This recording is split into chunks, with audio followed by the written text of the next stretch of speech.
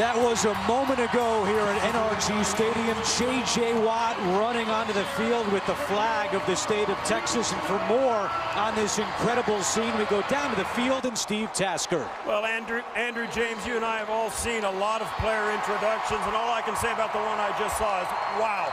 I would not want to be an offensive lineman for the Jaguars today. This place is full of emotion. After the anthem was sung and the bald eagle challenger flew all over the stadium, there was not a dry eye in this place. This is a crowd that has cheered loudly before. I've never heard a crowd so loud and so full of something extra. So much emotion and joyous release. It is absolutely unbelievable, the electricity here. The coin flip has just happened. And this town and this city and this team are ready for kickoff.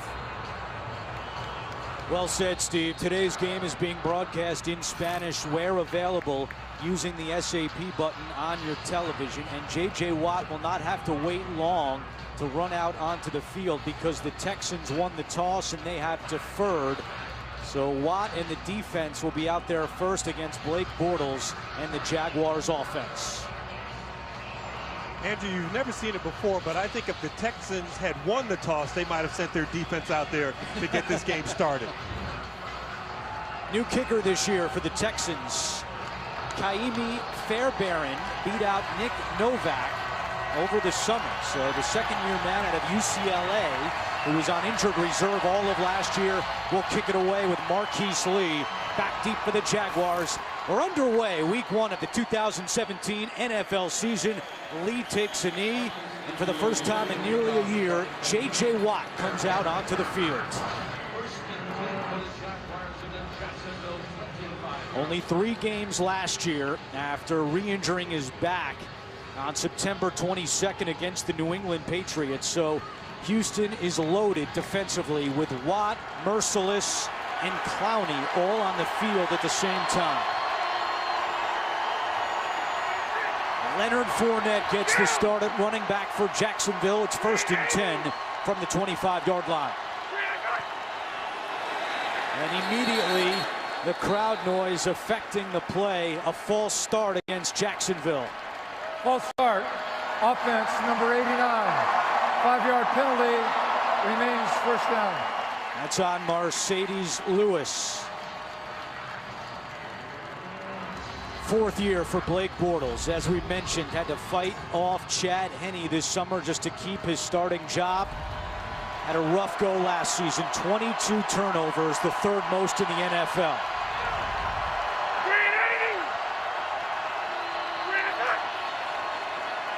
It's a handoff to Fournette, and he spins his way up to the 24-yard line. Let's take a look at the starting offense for Jacksonville. And left tackle, the 2nd-round pick, Cam Robinson, will be in the spotlight today, trying to defend this Texans front 7. And we saw Fournette get the carry on 1st down, James. And that first snap, J.J. Watt moved over to Cam Robinson's side, said, just wanted to introduce himself, saying, how you doing, Rook? I'm here all day. And Nathaniel Hackett, the offensive coordinator, told us Robinson will have plenty of help throughout the day. Another handoff to Fournette, has some room on the left side, lowers his shoulder at the 30 and takes it out to the 34-yard line. It'll be 3rd and short for Jacksonville as we look at the Houston defense with J.J. Watt back in the starting lineup. 2 surgeries on his back last year. Clowney will move all around today. He starts at linebacker. And then in the secondary, Kevin Johnson also returns from an injury a year ago. A little different role for Clowney.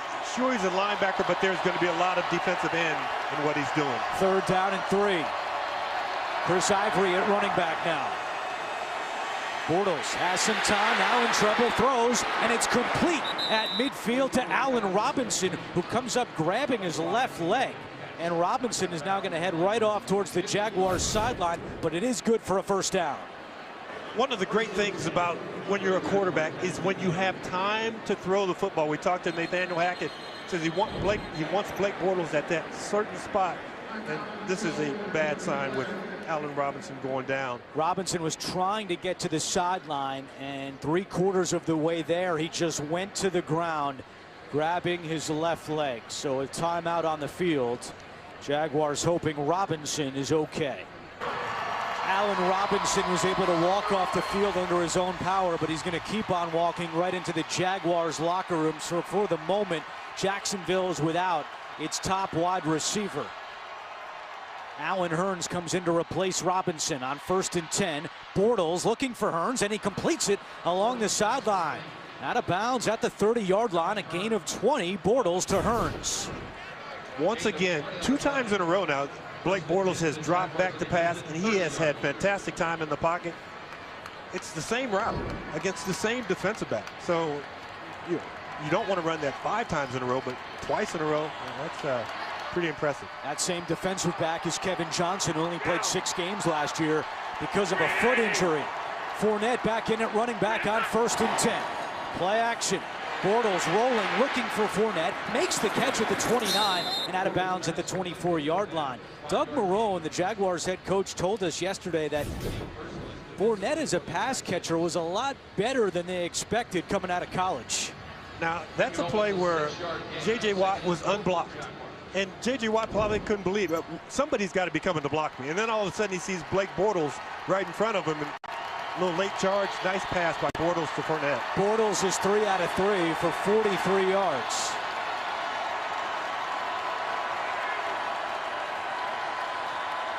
Second down and 4. Bortles looking left. Tosses one up to Lewis, who's not able to hold on.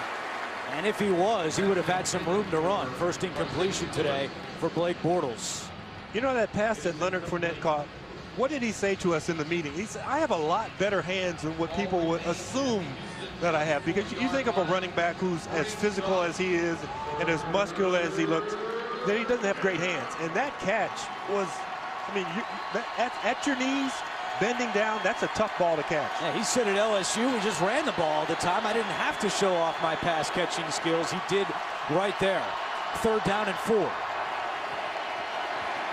Bortles looking for Lewis again. It's incomplete. It was Corey Moore, the safety on the coverage for the Texans, and it's 4th down. Out comes the kicker, Jason Myers. But still a positive drive. You move the ball, you pick up a couple of first downs.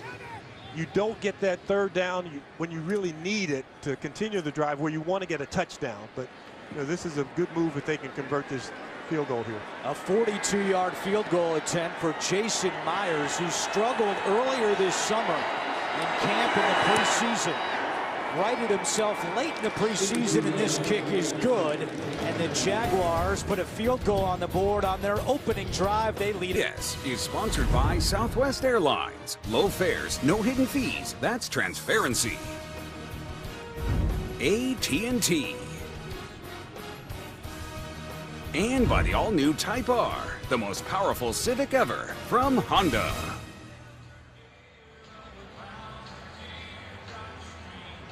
Texans went 7-1 at home last year, tied for the best record in the NFL. But on the opening drive for the Jaguars, they go 8 plays, 51 yards, and Myers with the field goal to give Jacksonville a 3-0 lead. Irvin and Todman back deep for the Texans. It's a touchback for Myers. And for an injury update on Allen Robinson, we go down to Steve Tasker. Well, the word coming off the Jacksonville sideline is that Allen Robinson left the game with a left knee injury. His return is questionable for the rest of the day. So Allen Robinson starting wide out on the first series with a left knee injury. Steve, it looked more like he grabbed his hamstring when he was down on the ground than grabbing his knee. I'm with you. It looked to me like that as well. But they're saying left knee injury, and you and I have both seen so much of that over the years that it seemed obvious, but it wasn't. They're saying left knee, and he's questionable to return. Yeah, I wish it were a hamstring. James Lofton and Steve Tasker reunited, teammates with the Bills, and on the broadcast today for the NFL on CBS. It's Lamar Miller with a 1-yard run on first down for Houston. Took the handoff from Tom Savage, who's playing in just his 6th NFL game, making his 3rd NFL start.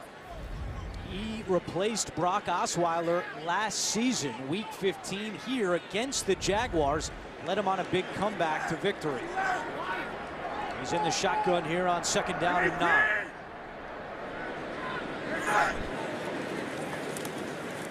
Savage in trouble, and he is sacked. Brought down by Avery Jones. Great pressure up front by Jacksonville. It's a loss of 7. Bill O'Brien had talked to us yesterday about having some pace and kind of going faster. Well, they didn't huddle. They went to the line of scrimmage, and then they stood there for a long time. And when you're taking what is essentially a 3-step drop and you want to get the ball out of your hands quickly, you do not have time to scan right and then to come back to the left side, because your offensive linemen are thinking that ball should be gone by now. Calais Campbell also in on the sack, so now it's 3rd and 16.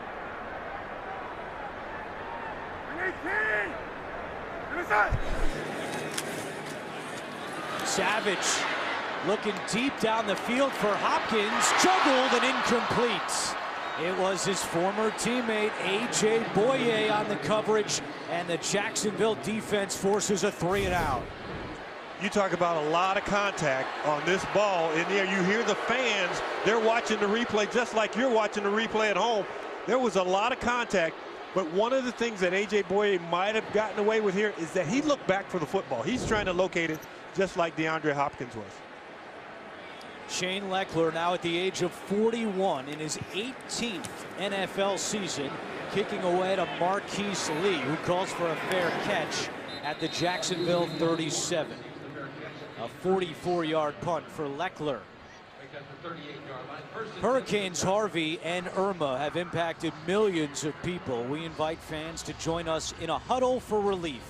Visit redcross.org/NFL or text Red Cross to 90999 now to donate $10 to American Red Cross Hurricane Relief.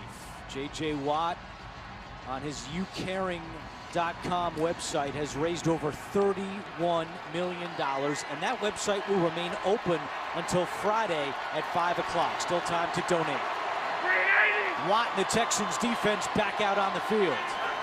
On 1st and 10, Bortles hands it off to Fournette, and he is stopped at the 40-yard line after a gain of 2.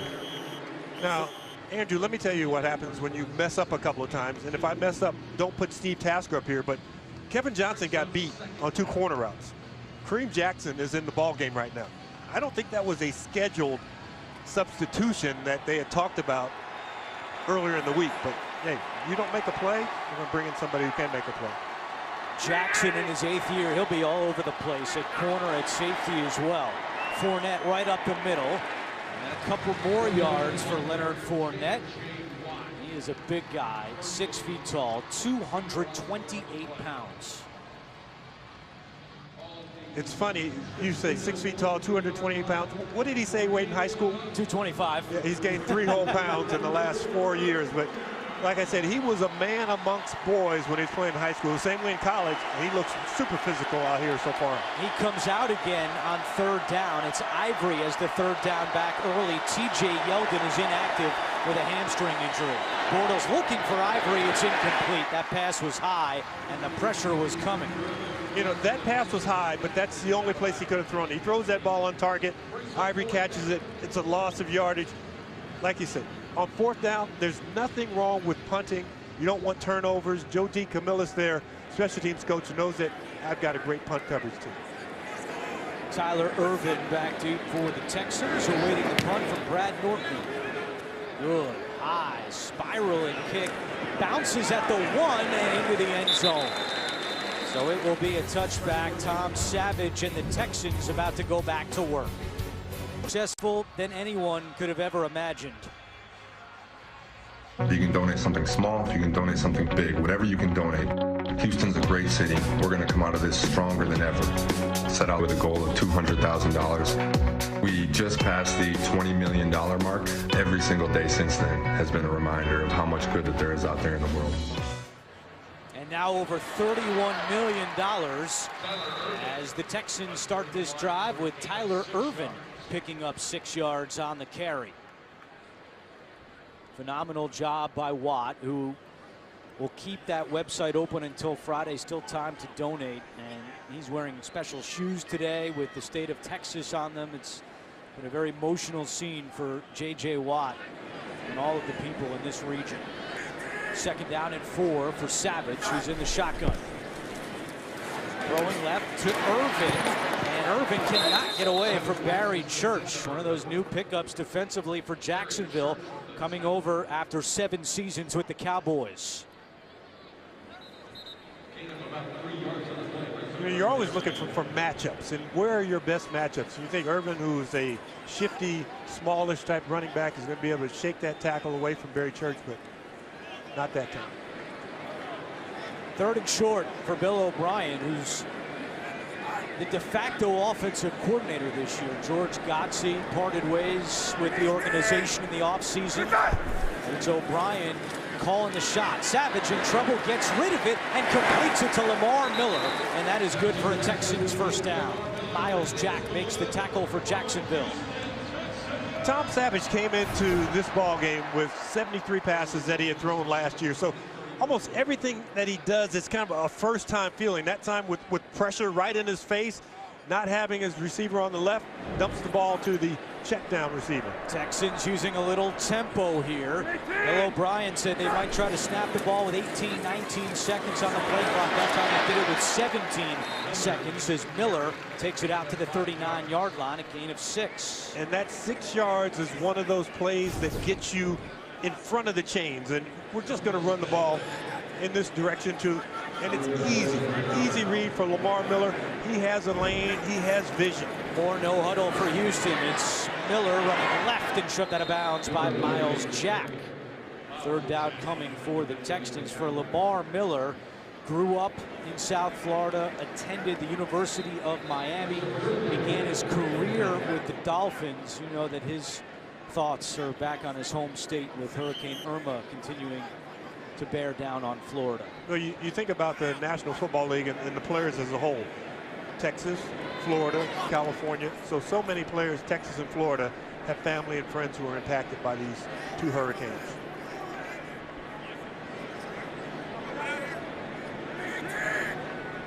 Third down and 5. Pressure coming.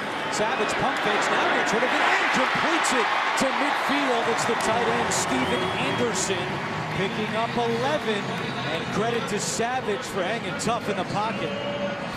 When I was at practice on Friday with the general manager, Rick Smith, Steven Anderson ran by me. And I said, big receiver or little tight end? And he just goes, yes. A little bit of both. This guy is nifty, came out of Cal Berkeley, and they can use him in that receiving role. Bill O'Brien also echoed those thoughts. He was excited to see Anderson in today's game. His only career touchdown came a year ago against Jacksonville.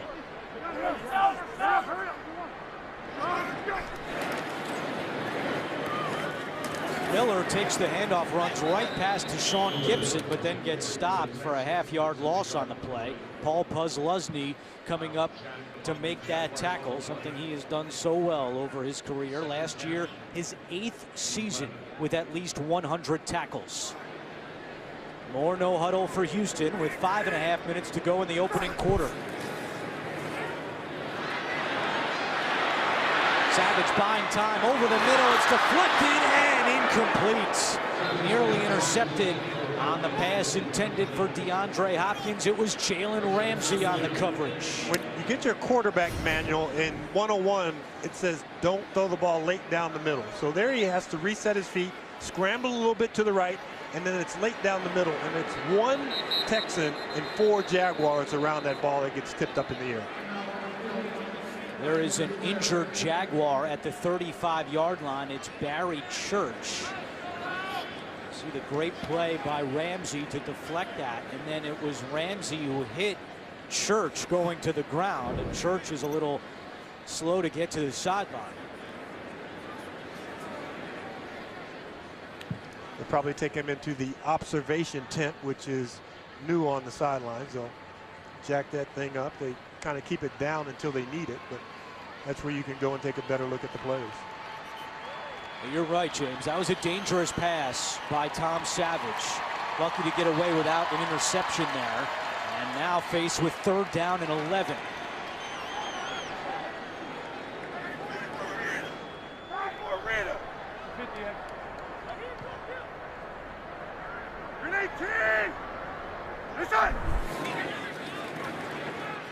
Savage. And that pass is incomplete, intended for Hopkins again. This time it was A.J. Boye on the coverage, and the Jacksonville defense forces another punt. There has been consistent pressure to the point where Tom Savage can't step up into the throws. So we saw him move in the pocket the previous play. That time just so much pressure from the interior, so his guards are getting bumped back a little bit. And that matchup between Boye and Hopkins and Jalen Ramsey is going to be there all day long. Second punt for Leckler. Marquise Lee calls for a fair catch at the 15-yard line. Timeout on the field with 5:03 to go in the opening quarter. News for Jacksonville. Allen Robinson, their star wide receiver, is out for the rest of the game with a left knee injury, and Barry Church is currently being evaluated for a concussion. 1st and 10 for Jacksonville from the 15-yard line.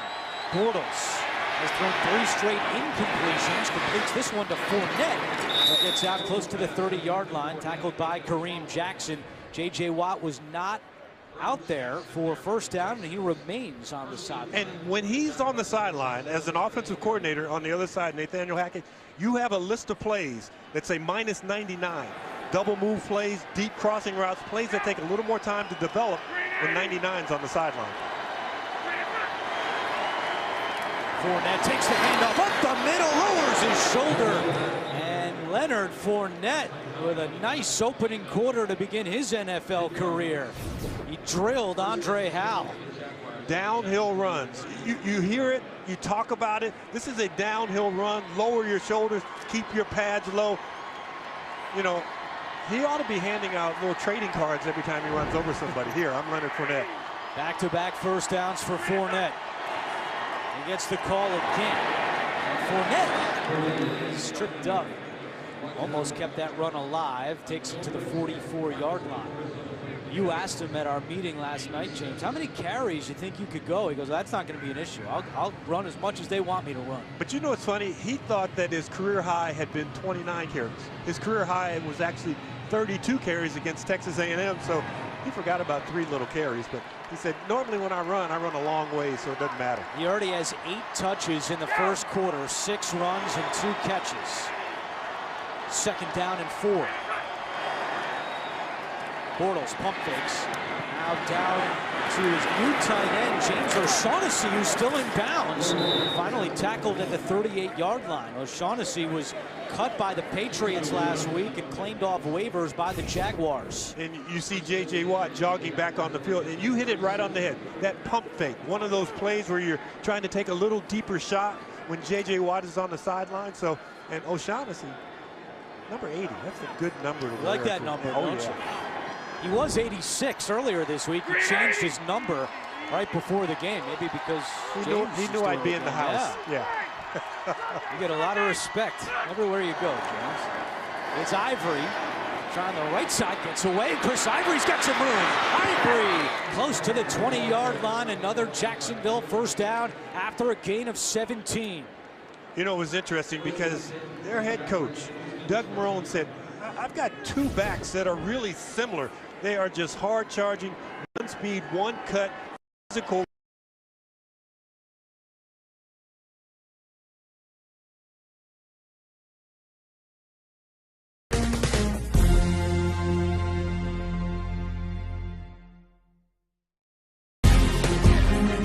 Best conference with a classic rivalry. The Tennessee Volunteers tangle with the Florida Gators. It all begins with college football today.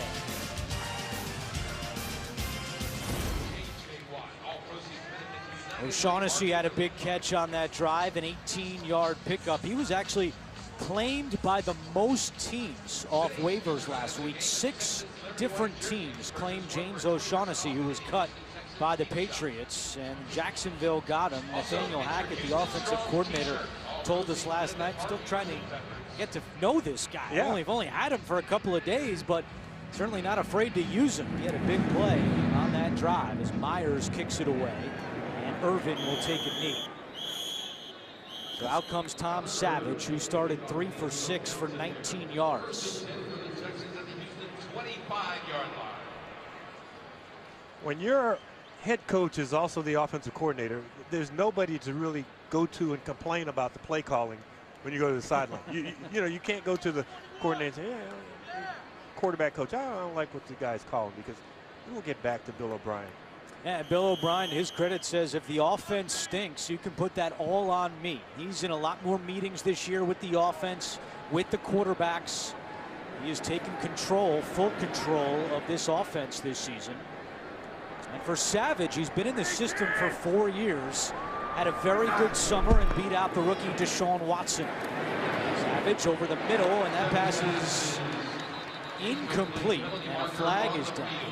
DeAndre Hopkins still without a catch today. There's a flag down there. And like I said, these two guys know each other so well. Defense number 39. 5-yard penalty, automatic first down. Yeah, but 39 is the free safety. Yeah, that's Deshaun Gibson, who was questionable with an ankle injury. He's lined up 15 yards deep. Maybe he has really long arms.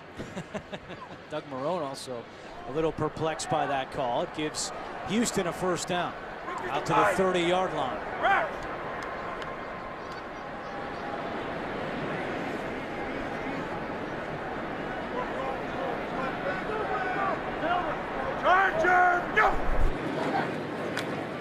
Look at this play. Dante Fowler getting in the backfield and throwing down Tyler Ervin. You know, I've never played defensive end. I played defensive tackle in Pop Warner. But when you're unblocked, there's kind of this eerie feeling, I would imagine, that somebody's coming to hit me. And you saw Fowler gets to before the block gets to him. You saw Steven Anderson coming trying to take his legs out, but he's too fast for that. There are a lot of playmakers on this Jacksonville defense. The key for defensive coordinator Todd Wash is to get them all to fire, and early on they have. That pass is incomplete. Coverage on the play by Telvin Smith. You know, when you look at Telvin Smith and he gets off the bus, 6'3", 215, you think, okay, boy, that's a good-looking wide receiver. He has wide receiver speed, but he running. When you talk about linebackers, you have runners and thumpers. The runners are guys who are extremely fast, but he's fast and he's a thumper. You saw him knock the ball away in that last play. Texans are 2 for 4 on third downs here in the first half. They only have 21 yards of offense.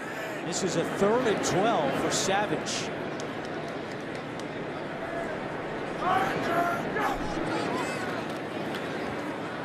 Savage, good protection. Steps up now, nowhere to go, and he's brought down. Calais Campbell got Savage to the ground, and some boos from the fans here in Houston as this Jacksonville defense has come to play.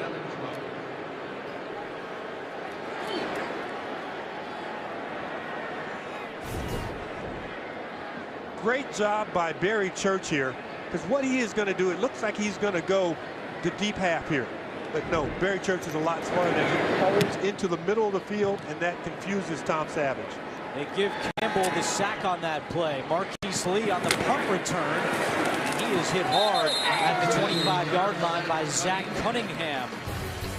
Jacksonville's defense continues to shut McNair from left to right. It's Texans GM Rick Smith, then Bob McNair, then Commissioner Roger Goodell, and the man in the white hat was the Houston Mayor Sylvester Turner, who you've heard a lot from during the recovery effort here from Hurricane Harvey. On first down, Fournette with another carry. The Jaguars have 68 yards rushing already. That's more than they had in 4 games all of last season. There's a flag down on this run by Fournette. Offside, defense number 90 in the neutral zone at the snap. 5-yard penalty, and repeat, first down. And that's a great job by Blake Bortles, because it is loud in here. The Texans are playing, the defense is out there, but enough voice inflection to get Clowney to move, but to also have the awareness to tell his guys, hey, I'm going on a hard 3. Everybody be ready. 1st and 5, Fournette slips a little bit, and then Whitney Merciless gets him down in the backfield.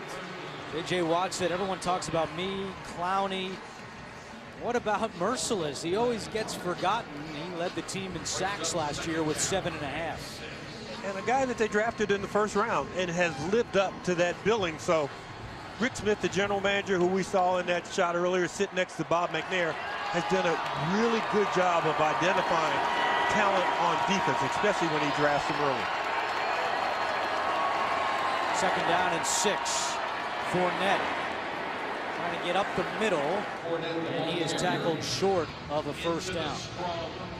You know, I saw Leonard Fournette play when he was at LSU, but I mostly saw highlights. I saw the easy runs where there's a big gap and he outruns everybody, or he lowers his shoulder on some guy who's going to be an accountant, you know, next year, not an NFL player. But just that last run right there, there's nothing there, just darkness, and churning out and getting an extra 2 yards shows a great awareness for a young running back. Once again, Fournette comes out on 3rd down. It's Chris Ivory as the 3rd down back on 3rd and 2. Jacksonville is 0 for its last 3 on 3rd downs. Bortles taking a deep shot down the field, and it's incomplete. He was looking for Marquise Lee, Kareem Jackson, stride for stride.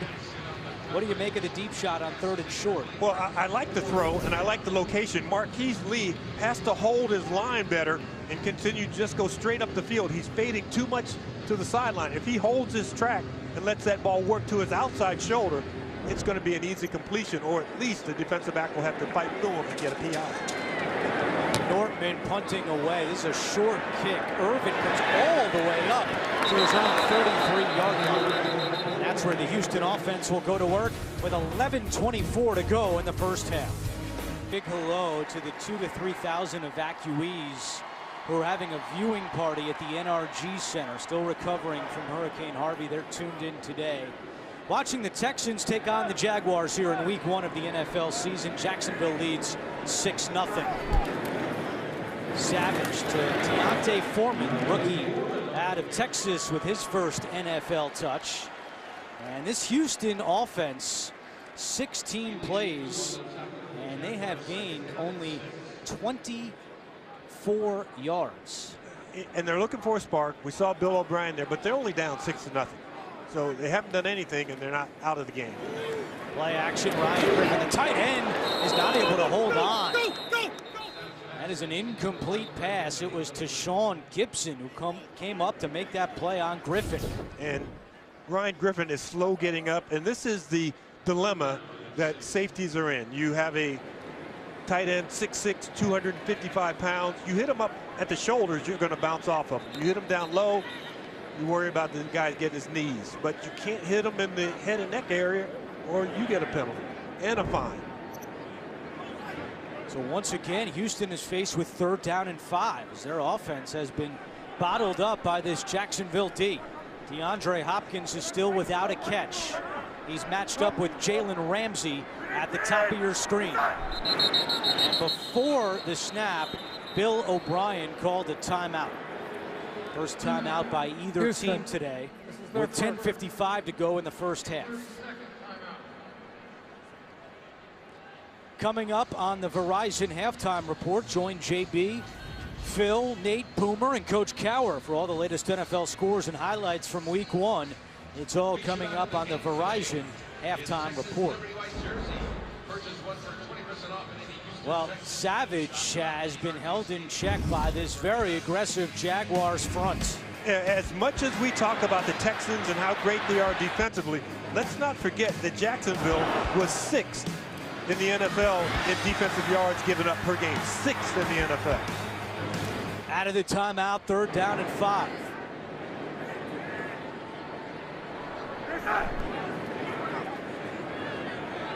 Savage can't get away, and Calais Campbell with another sack.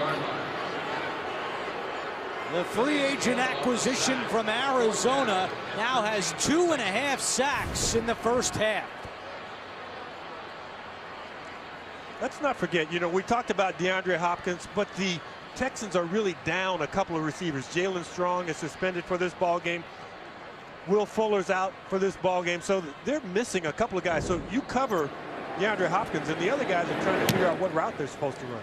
4 possessions for Houston. They've gone 3 and out 3 times as Marquise Lee calls for a fair catch at the 18-yard line. Once again, a big CBS Sports welcome to the newest member of our team, James Lofton, a Hall of Fame career with a few different teams, including the Packers and the Bills. There he is, number 80, with those long strides. It didn't look like it was in high def, though. I don't think it was. And then going into the Hall of Fame, we welcome you, James. We're excited to work with you throughout the season.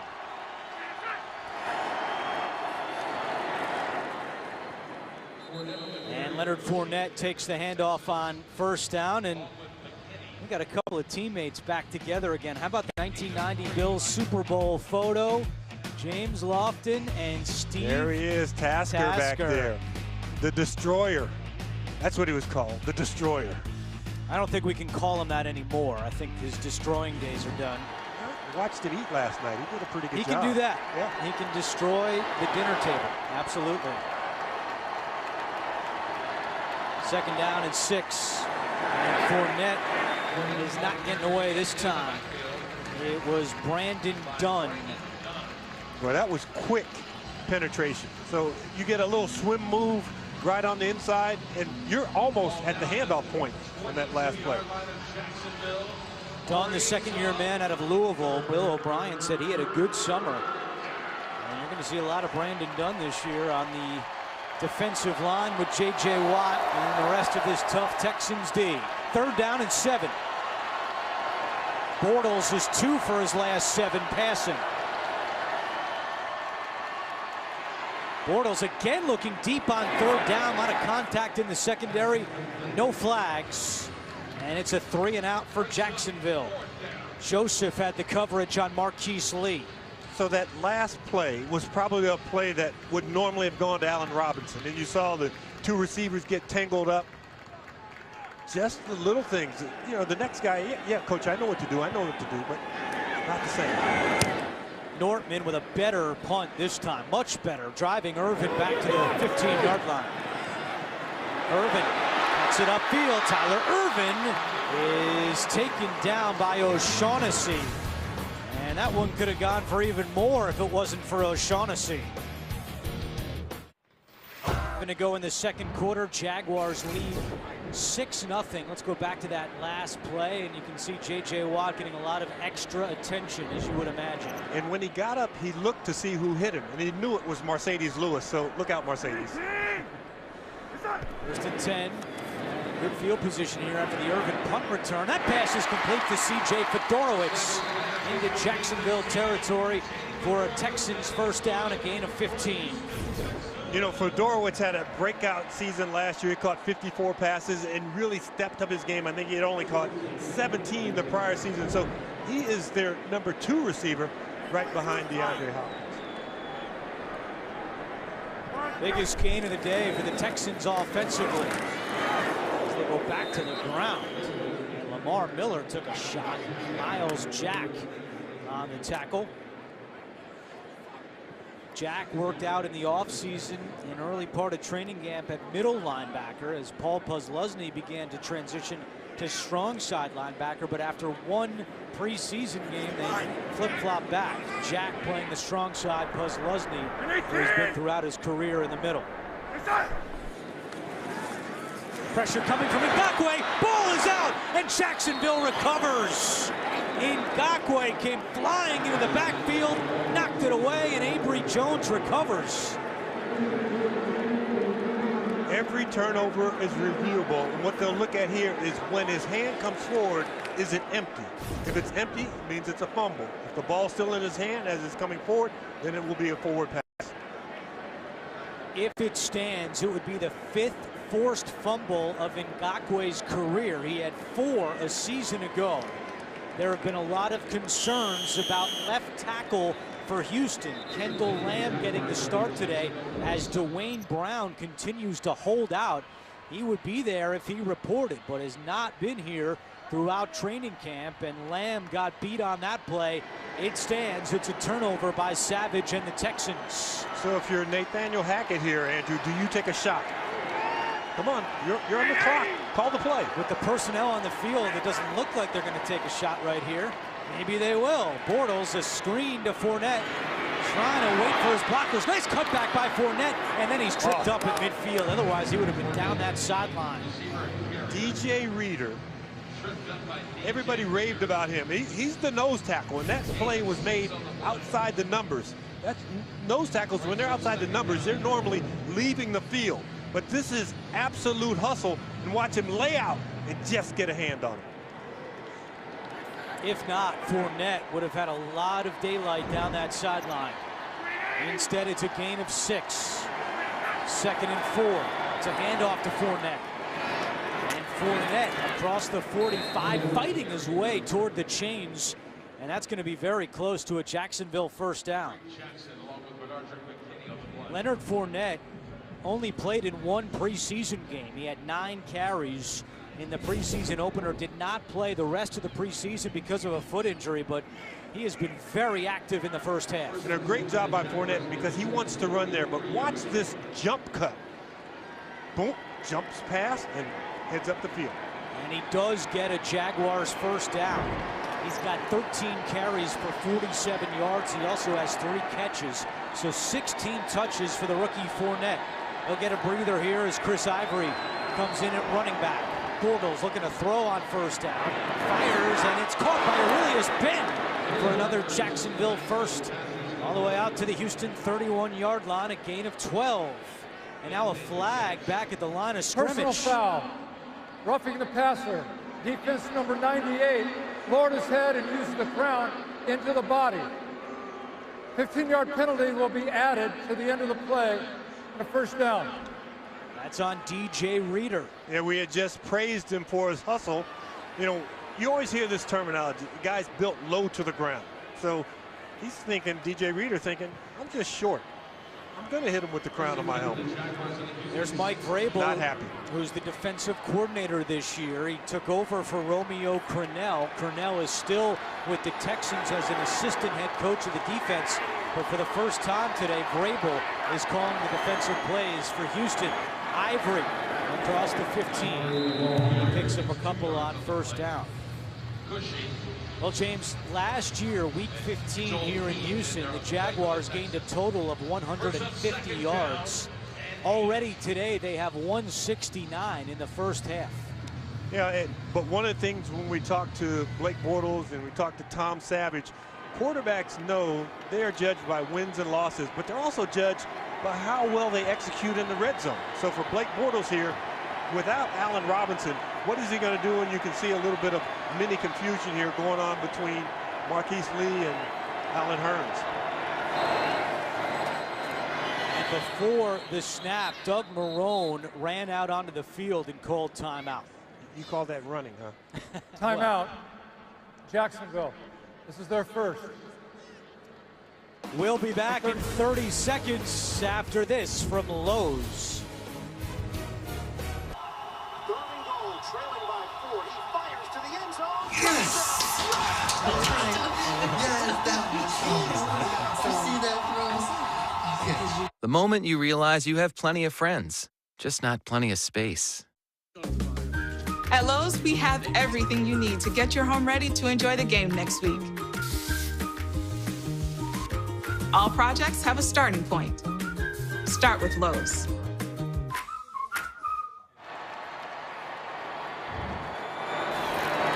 Timeout. Jags hand it off and another flag comes in. It was Fournette on the carry.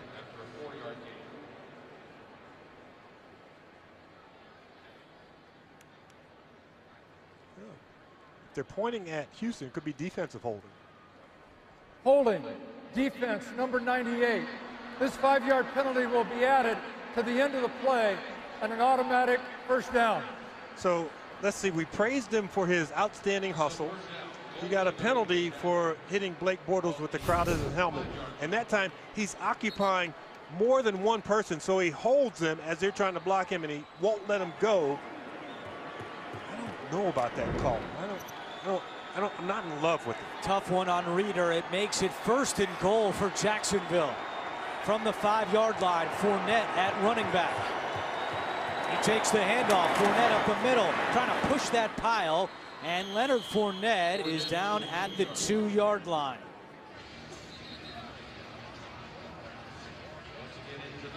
Fournette only played in 7 games last year for LSU because of an ankle injury he suffered in the preseason. Well, and there had been speculation. He had played so well his sophomore year. There were some people who said, don't even play this next year. Just sit it out, go to the draft. And you know, he actually made that decision before the bowl game where he did not play in his college's bowl game. Yeah, his sophomore year, 2015, he had 23 touchdowns in 12 games. He may need another timeout here for the Jaguars. And they take their second timeout of the drive. Which is okay. I'd much rather everybody be on the same page because this is a critical part of the field for him. Because you take this lead from 6-0 to 13-0. That's a huge difference. Jaguars were up 13-0 last year here in Houston in December. Texans came back and won that game. A touchdown here would give Jacksonville that same 13-0 lead if the extra point is good. Second and goal. Fournette up the middle, and he did not get in. Down at the 1-yard line, it's third and goal.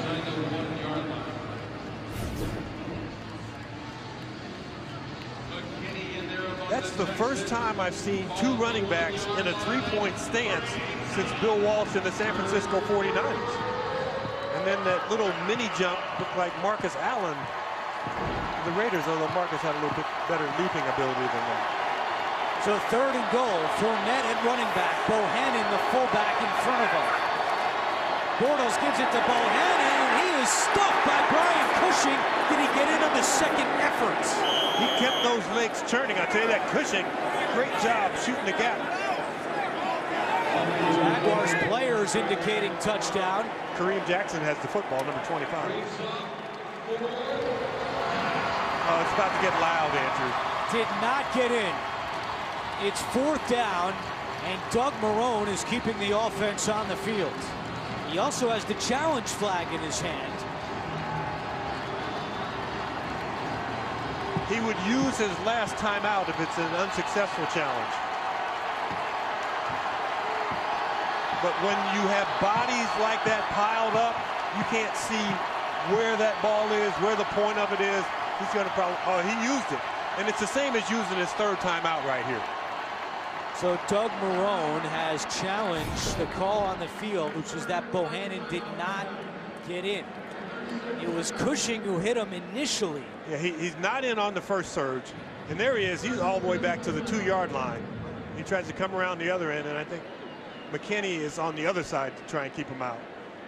And then the ball comes loose. As you said, James, there has to be a definitive look for Al Riveron back in New York at the NFL Replay Center to overturn this call. The review is going to come prior to the timeout. Jacksonville is challenging the ruling on the field that the runner progress was short of the goal line. So I always love the explanations. They're so technical. Why don't they just say, Marrone wants to know if it's a touchdown? Well, a new wrinkle this year, the referee does not have to run off the field to go under the hood and take a look at this. They actually bring a replay tablet out to Tony Correnti so that he can communicate with Al Riveron and his crew back at the NFL Command Center in New York City. And it is not Correnti's call. It is Al Riveron's call back in New York, but Riveron can have the communication with Correnti to see what he saw on the play, but ultimately Al Riveron makes the call back in New York. There's the tablet in the middle of your screen. And we still haven't seen a look that took the headset off. Would indicate that Bohannon got in. So fourth down. About 1.5 feet to go, 18 inches. After review, the ruling on the field stands that the runner is short of the goal line. Jacksonville will be charged with their third and final timeout of the half. And Doug Marrone will still keep the offense out on the field on fourth and goal from inside the 1-yard line. Again, Fournette at running back, Bohannon the fullback. Bortles to Fournette up the middle. Did he get in? No signal from the officials. And now they do. It's the first NFL touchdown for Leonard Fournette. So Marone goes for it on 4th down, and Fournette takes it in to give Jacksonville a 12-0 advantage. I mean, you get a great surge by the Texans, and somewhere down underneath a lot of bodies, Leonard Fournette finds some way to end up lying in the end zone. You can see the ball right there on the goal line. Now, is there any part of his body that's down there? The elbow goes down and the ball is in the other arm. So he's right on the end line. Doug Marone all fired up. Again, all scoring plays subject to review, so this will need to be confirmed before Myers attempts the extra point. But Leonard Fournette does have his first NFL touchdown. It is confirmed on the field. So now here's Myers to give Jacksonville a 13-0 lead. And that is wide right.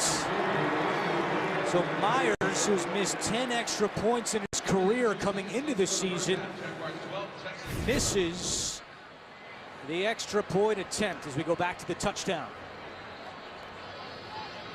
He'll remember this first touchdown because coming from the outside is J.J. Watt. So he runs through the arm tackles of J.J. Watt. We'll be back in 30 seconds after this from Nationwide. Nationwide is on your side.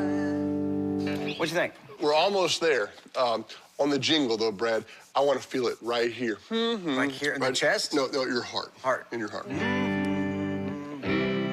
Yes! Close. Close. We're almost there. Almost. Well, basically got it, right? Basically almost, but you're doing great. What did I just get into? Nothing. Myers kicks it away after missing the extra point. It's a touchback for Jason Myers. J.J. Watt just left the field, running into the Texans locker room. But running the important key there. So, you know, that big brace that he wears on that right arm, you get that misaligned and you got to get it re-put on, so you might as well go in. You figure your offense is going to have the ball. You get an extra bathroom break and all of that. So I wouldn't be concerned if I were the Texans fans. They might be concerned about this offense, though, which is still scoreless. They only have 33 yards of offense in the first half. Let's see what Savage can do with the 2-minute warning and 2 timeouts. Savage is 4 of 9 for 34 yards. Hit as he throws and completes it to DeAndre Hopkins for the first time today. Savage took a big shot on that play. We've reached the 2-minute warning. And Chris Clark has come in at left tackle for the Texans. Remember, Kendall Lamb got beat on the last series by Calais Campbell. It's 2nd down and 3 for Tom Savage and the Texans.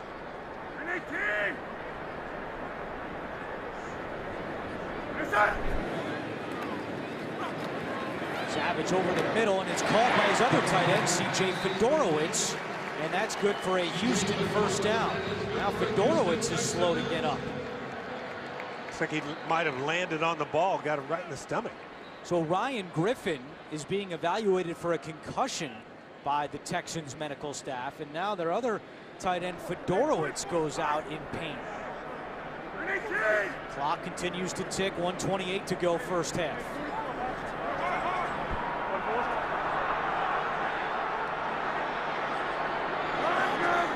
A lot of time coming off the clock here. Savage takes the snap, hit as he throws, the ball is out, and they're saying that's a fumble.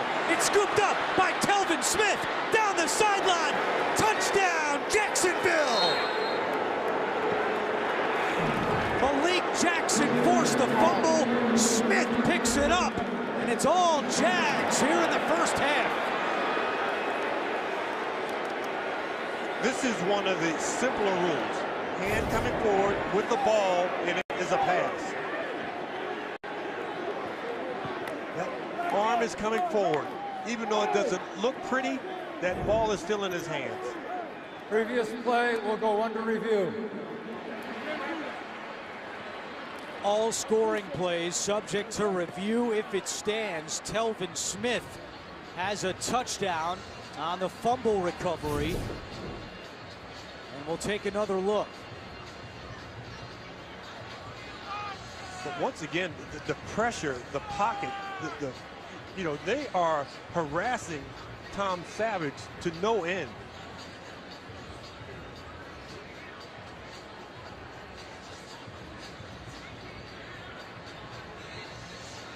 Andrew, in my mind, that's a pass. That's clearly an incomplete pass. Yeah. Doug Marrone was all pumped up, but it does look like a forward pass, and the Texans offense would. So a couple things with the review here. We have to figure out how much time was on the clock, because it's not 1:08. Yep. So as soon as that ball hits the ground, what's the time? What's the, you know, you can go back obviously and find the location of what yard line it was on, what hash it's on, and all of that, but the time is going to be important. They're going to add some time onto the clock. And like you said, Andrew, they spent a lot of time at the line of scrimmage there. It didn't seem like they were in a hurry-up mode.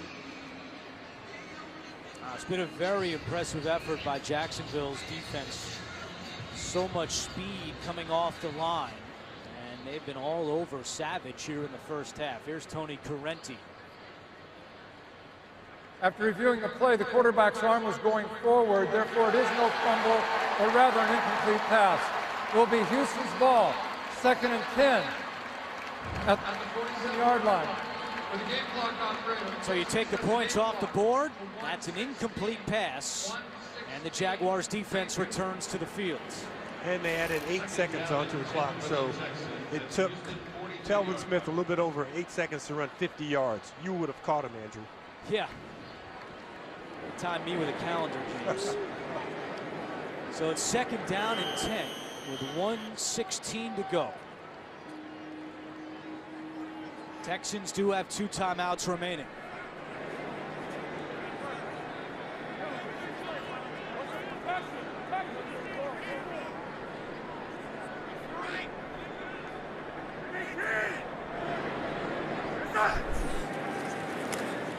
Savage, quick pass looking for Hopkins.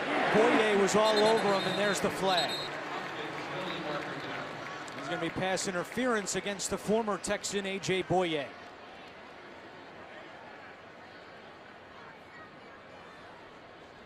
Pass interference, defense, number 21. The ball be placed at the spot of the foul, automatic, first down. Boye and Hopkins used to go against each other in practice every day here in Houston. As Bill O'Brien said, they made each other better. And when we spoke with A.J. Boye last night, he said, DeAndre knows everything I do well and vice versa. So we were anticipating a great matchup today. And so far, despite that penalty, it's Ramsey and Boye that have gotten the better of Hopkins, who only has 1 catch. Savage taking a shot down the field. Again, Boye and Hopkins tangled up, and a flag comes in. Now it's tilting in Hopkins' direction. Back-to-back penalties on A.J. Boye.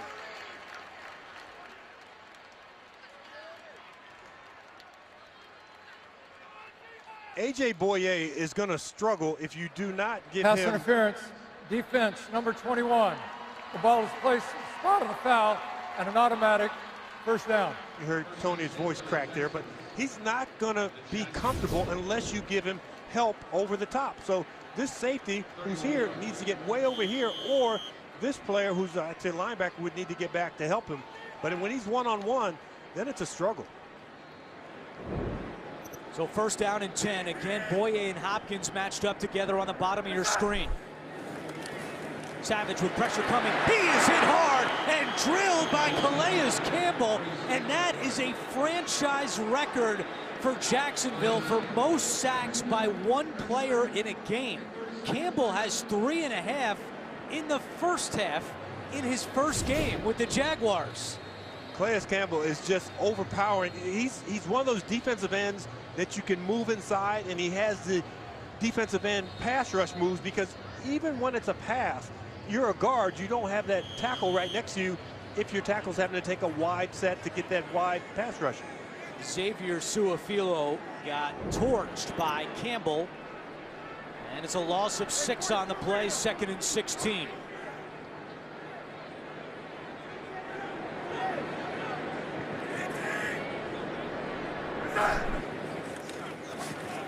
Savage lost the football again. It's out. It's scooped up by Fowler. Fowler has blockers.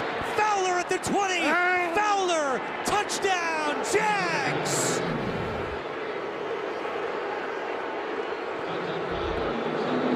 Ngakwe forced a fumble. Fowler returns it for a touchdown.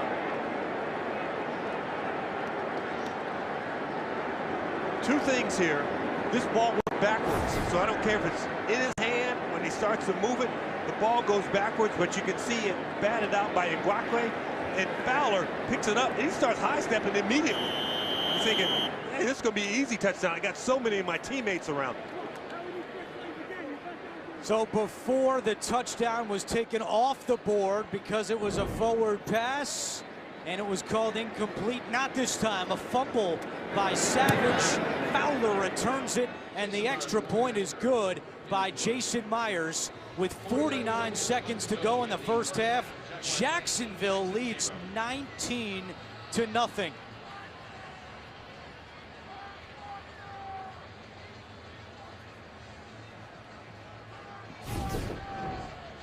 So watch this ball when it comes out of his hands. It's going to end up going in this direction. So see that ball drop backwards? The official tossed the beanbag there. The high step. And James, again, it was the left tackle that got beat. This time it was Chris Clark. So that rotating door at left tackle without Dwayne Brown, who's still holding out, continues to be a problem here in the first half for the Texans. Well, it's costing Dwayne Brown $552,000 to hold out. But that's worth the price if it keeps you from losing a ball game if you were the Texans. The Texans have allowed 6 sacks in the first half.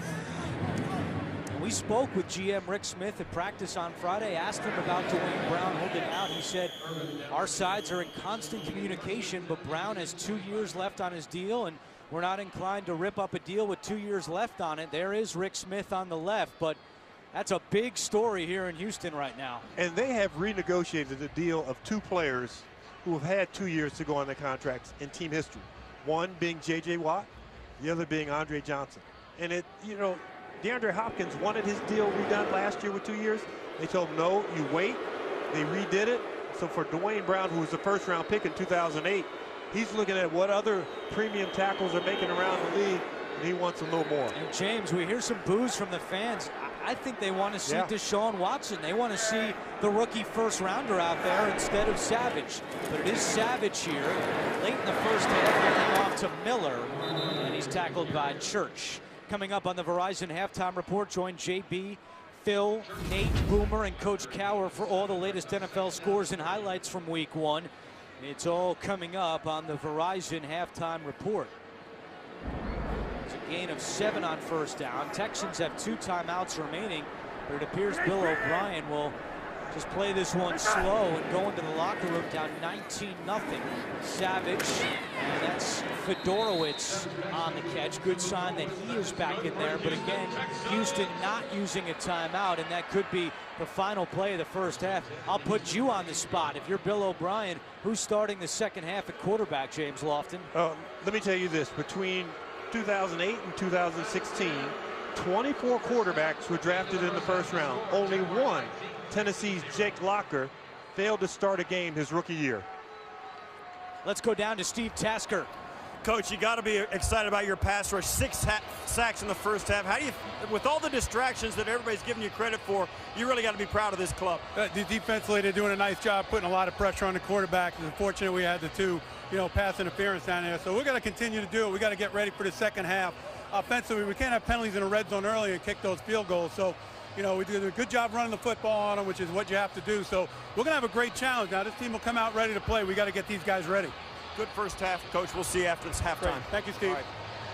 87 yards rushing in the first half. Jags lead 19-0. Coming up, the Verizon Halftime Report after this message And a word from your start week one. They trail the Jaguars 19-0. Let's take a look at the first half highlight presented by DirecTV. It was Yannick Ngakoue forcing the fumble late in the second quarter.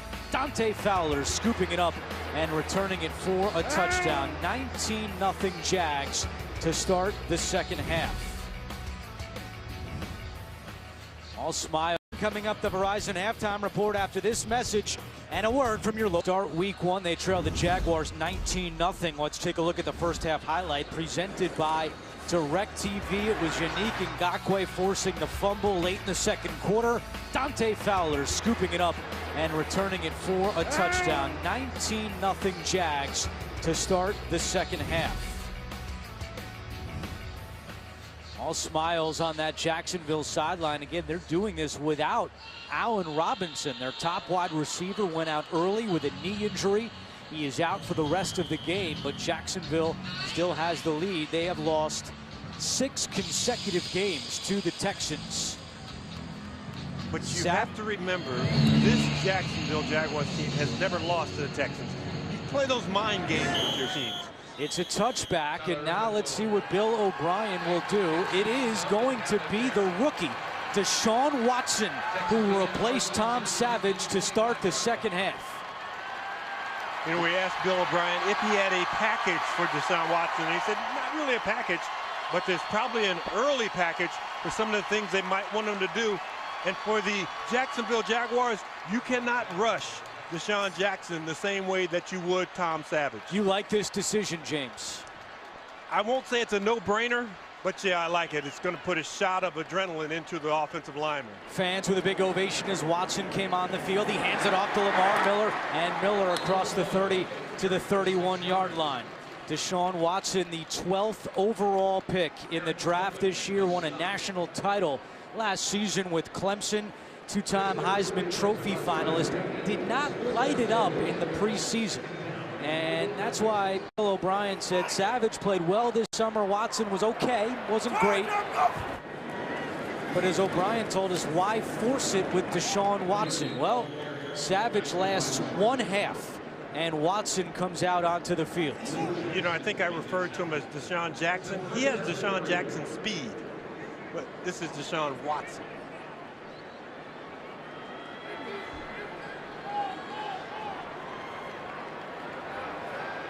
Third down and 3 for Watson and the Texans.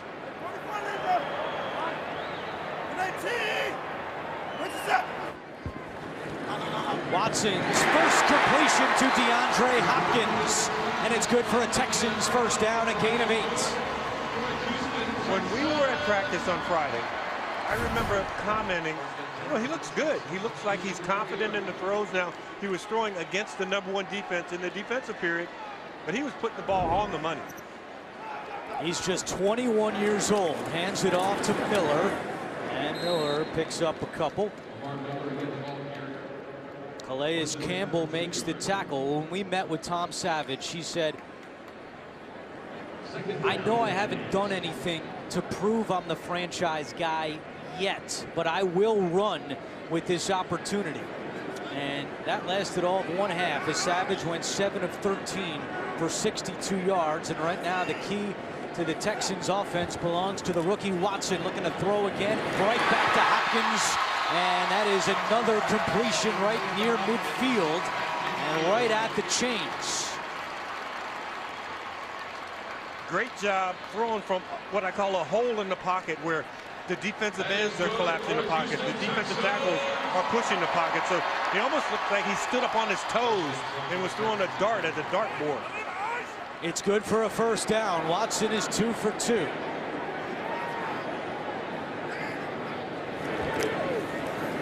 Hands it off to Miller, who's got a hole on the left side. And Lamar Miller to the 43-yard line, a gain of 7 for the 6th-year running back out of Miami. You know, it's just that simple read option handoff, the same thing he did while he was a collegiate, and it freezes that defensive end and freezes the linebacker. Everybody thinks he's going to run. No huddle for Watson. Play action on the move, trying to get away from Campbell. He does. Completes it to Fedorowicz, who has a Texans first down. Miles Jack on the tackle, and Fedorowicz is slow to get up once again. He got up so slowly that they're now going to have to check him, because if you can't get to your feet, it's kind of like a boxer. You know, once you get to that 8 count, they're a little concerned about how you're feeling at that moment. Watson looking good on the run, was able to find the tight end Fedorowicz for another first down. Deshaun Watson has started 3 for 3 for 26 yards. This is the longest drive today so far for the Texans. Now, Ryan Griffin, the other tight end, is out for the rest of the game with a concussion.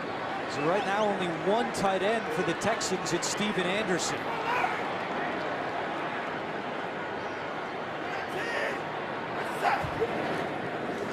Watson looking to throw again. Steps up in the pocket. He will run it. Watson trying to get to the outside. Watson out of bounds at the chains. What a spark here by the rookie Deshaun Watson. It is the first time since the Texans came out of the tunnel that the entire crowd has stood up. Deshaun Watson, this is what he gives you. You don't want it to be every play, but it's there if you need it. Now, the 2 other receivers, Braxton Miller and Andre Ellington, they need to step up and maybe target them. Hey, Mello! You got no help over the top against DeAndre Hopkins down here at the bottom. 2nd down and 1. Tyler Irvin has a Houston first down. Tackled by DeJuan Smoot, the rookie out of Illinois. But again, the Texans continue to move down the field with Watson at the helm.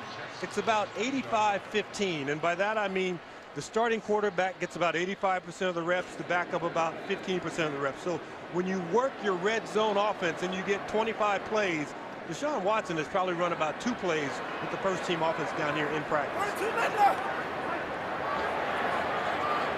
10th play of the drive. Watson in trouble, gets away. Now he's on the move. And he throws it incomplete to Ellington. Miles Jack made him get rid of it. But you saw some of the elusiveness of Watson in the pocket. You know what we didn't see at practice on Friday? We didn't see a scramble drill. And if you're going to play with Deshaun Watson, who can extend plays, the receivers ended up flat-footed on that play. Like, what do we do now? And now Ellington, who's only been here since August 11th, is new in this offense and doesn't know all the small rules. Hey, hot now, hot! 2nd down and 10. Watson looking left. That pass is low and incomplete. A penalty flag comes in. It was Hopkins and Boye matched up again. Offensive.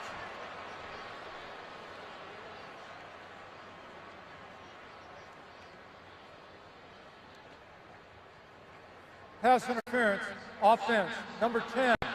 A 10-yard penalty and repeat 2nd down.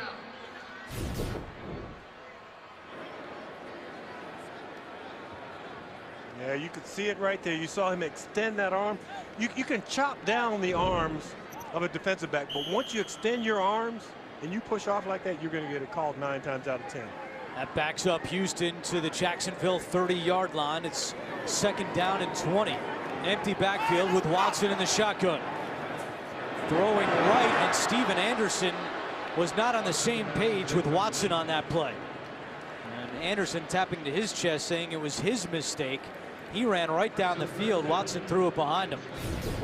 You've got so many guys out here who haven't had a lot of time in this offense, starting with the quarterback, but then extending to the wide receivers. Tight end Steven Anderson, who's the 3rd string tight end, is now in the ball game. And like I said, they don't have the reps. They nod their head in the meeting and go, yeah, coach, I got it. But they haven't done it on the field.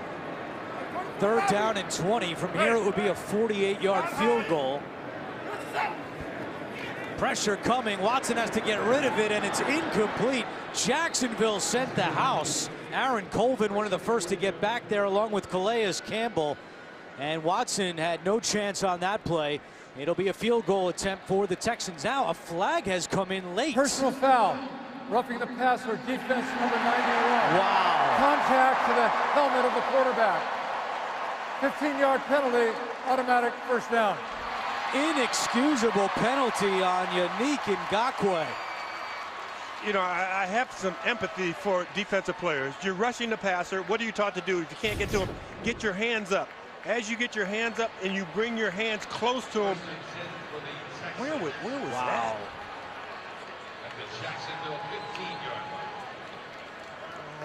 I don't know about that one. Okay, so if you're on defense, you just play the next play. That's what you have to do. You can't whine and complain and do all those things. You get up and play the next play. Ngakoue on the sideline. The penalty moves Houston all the way down to the 15-yard line. It's 1st and 10. Irvin continues to be the running back. Watson in trouble, gets away again on the move, rolling right, chased and completes it on the sideline. No, now they're saying Hopkins could not hold on. Well, that's a good hit by Jalen Ramsey. I mean, that looked like it was going to be an easy reception. You finally saw that Deshaun Watson saw where DeAndre Hopkins was, puts the ball on the money, but you get a big hit by Jalen Ramsey, and that ball comes out. It was early in camp when Hopkins came out and endorsed Savage to be the starting quarterback. Hopkins said that he wanted the guy who's been in the offense for 4 years to be the starter. Savage told us that meant a lot to him. But right now it's Watson. Number 4 to be the starter. He wanted the 4-year guy as Hopkins makes another catch off the throw from Watson. Right at you. See, there's no fear from Deshaun Watson because Jalen Ramsey is one of those corners where there's almost a no-fly zone in his area, but he hasn't backed away from it. Houston has more yards of offense on this drive than they did the entire first half with Savage at quarterback. It is 3rd down and 3.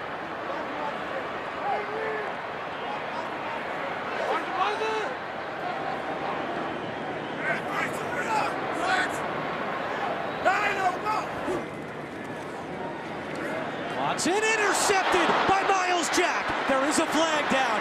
Jack calling out Fowler for a block. Fowler went the wrong way, and Watson made the tackle. And Dante Fowler was the closest Jaguar defender to the quarterback, Deshaun Watson, and he has his hands on his helmet like, oh, I can't believe I just did that. If Fowler was able to block. Illegal use of the hands to the face.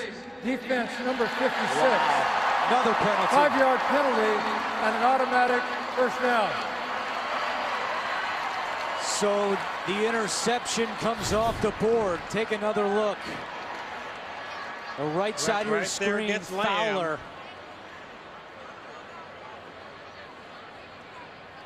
And there's an injured Texan down on the field. It's wide receiver Bruce Ellington, who still remains down at the 5-yard line. Now up.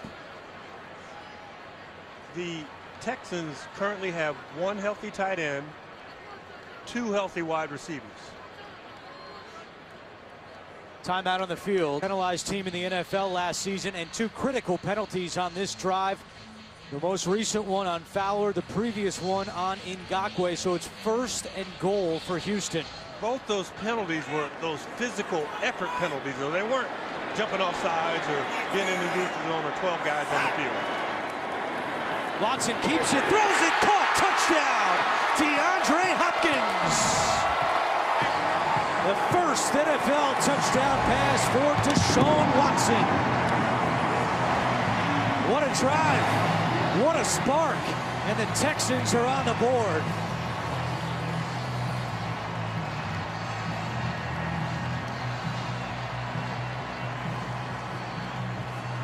Great job selling the play fake by the offensive line. Firing out, staying low. See that? That looks like run. That looks like run. The safety step up. You drop the ball right in over top. If they pop up right away, the safety reads that, and he's looking at Hopkins. They're bearing for the extra point, and it's good. A 14-play drive for the rookie Deshaun Watson. And it's capped off by the touchdown pass to DeAndre Hopkins. And now it's a 19-7 game with 9:09 to go in the 3rd quarter. And James, the Jaguars penalties keeping the drive alive.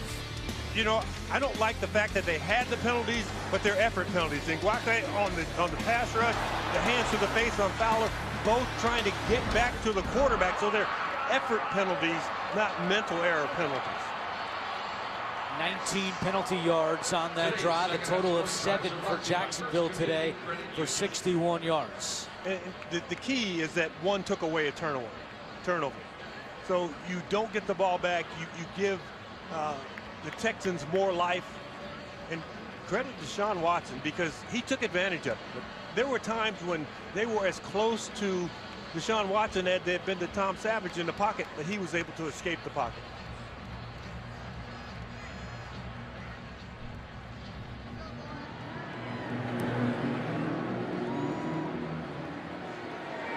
Marquise Lee will take a knee. Well, what a start to the NFL career for Deshaun Watson.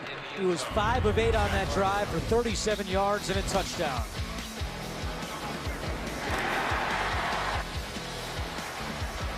Started the drive the same way he ended it. You saw that quick slant, getting the ball out of his hands quickly, but the mobility. And, you know, you saw those effort penalties I talked about. That's because you're under duress when you chase a quarterback who's more elusive than any quarterback you've probably seen in the last month or so. On 1st and 10, it's a handoff to Chris Ivory. And Ivory still going across the 30. Couple of injury updates on the Texans defensive side. Let's go down to Steve Tasker.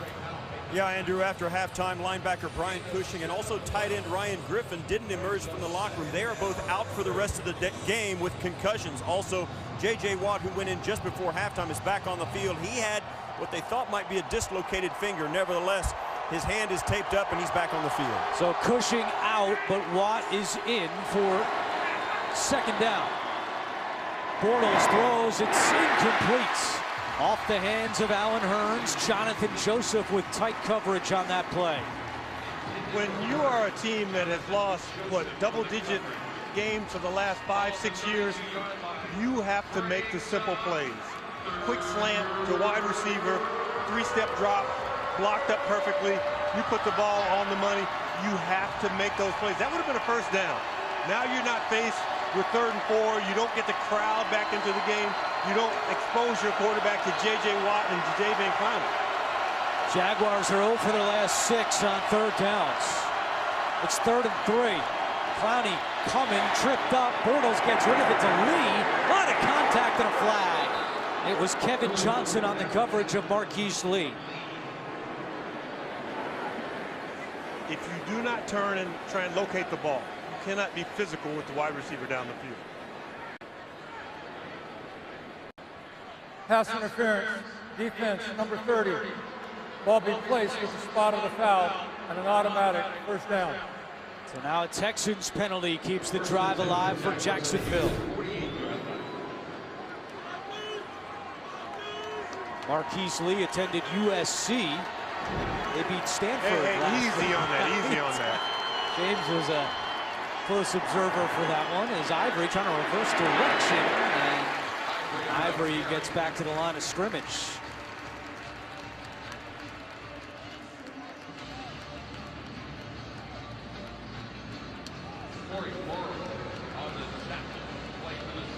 Deshaun Watson talking with quarterbacks coach Sean Ryan, who's been in the NFL for a long time. Watson 5 of 8 for 37 yards and a touchdown. Also had that 9-yard run. James, we haven't seen Leonard Fournette on this drive for Jacksonville. Ivory remains the running back. Here is Ivory up the middle on a delayed handoff. And Ivory gets to the 46-yard line. It will be 3rd down. Yeah, I see Fournette on the sideline. He had 17 carries for 56 yards in the 1st half. Also had 3 catches for 24 yards. There's no injury for Fournette. We're told it's just Ivory on this drive. It's 3rd and 8. Bortles over the middle. What a catch for a 1st down. It's Allen Hurns going up to get that one and move the sticks for the Jags, a gain of 12. That's a great job working against Kareem Jackson. Just a square in from the slot position, a position that You know, Alan Hearns had talked about the fact, well, I'm not the number one receiver. I'm not the number 2 receiver. I'm the slot receiver, and that's an important role. We see it expanding all around the NFL, and that time a great job on 3rd down. And Leonard Fournette back into the ball game for 1st and 10 with 6:40 to go 3rd quarter. Here's Fournette up the middle with some room, and Fournette is tackled at the 27-yard line by Corey Moore, but 7 more yards for the rookie Fournette. Well, nice tackle by Corey Moore. He comes up. You've got Leonard Fournette. You know he can probably run over you if you tackle him up high. But a great job going down, wrapping up the legs, not just going in with the shoulder, but throwing those arms around it to secure the tackle.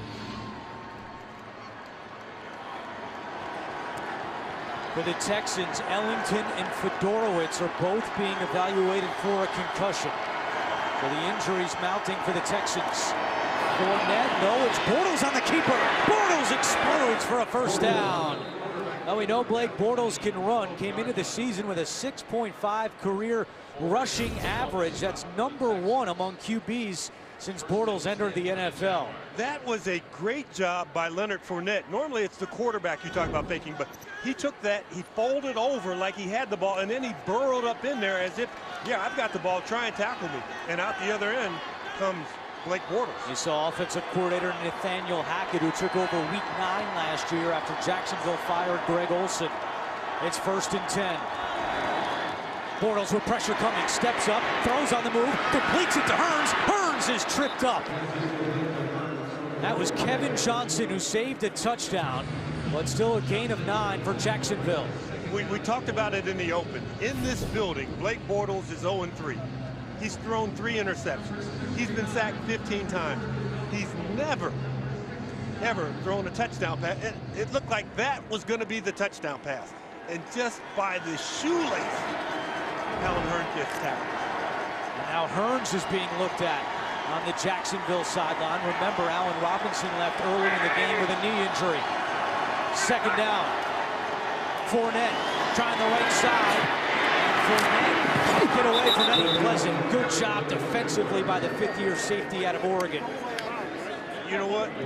Fournette, you talk about, what is in baseball, like a 5-tool player or 4-tool, whatever. 5-tool. Well, this is a 6-tool running back. Watch this stiff arm and then gets vertical to get at least a little bit of yardage back. Yeah, 6-tool guy. But it was good for a 1st down. So it's 1st and goal for Jacksonville.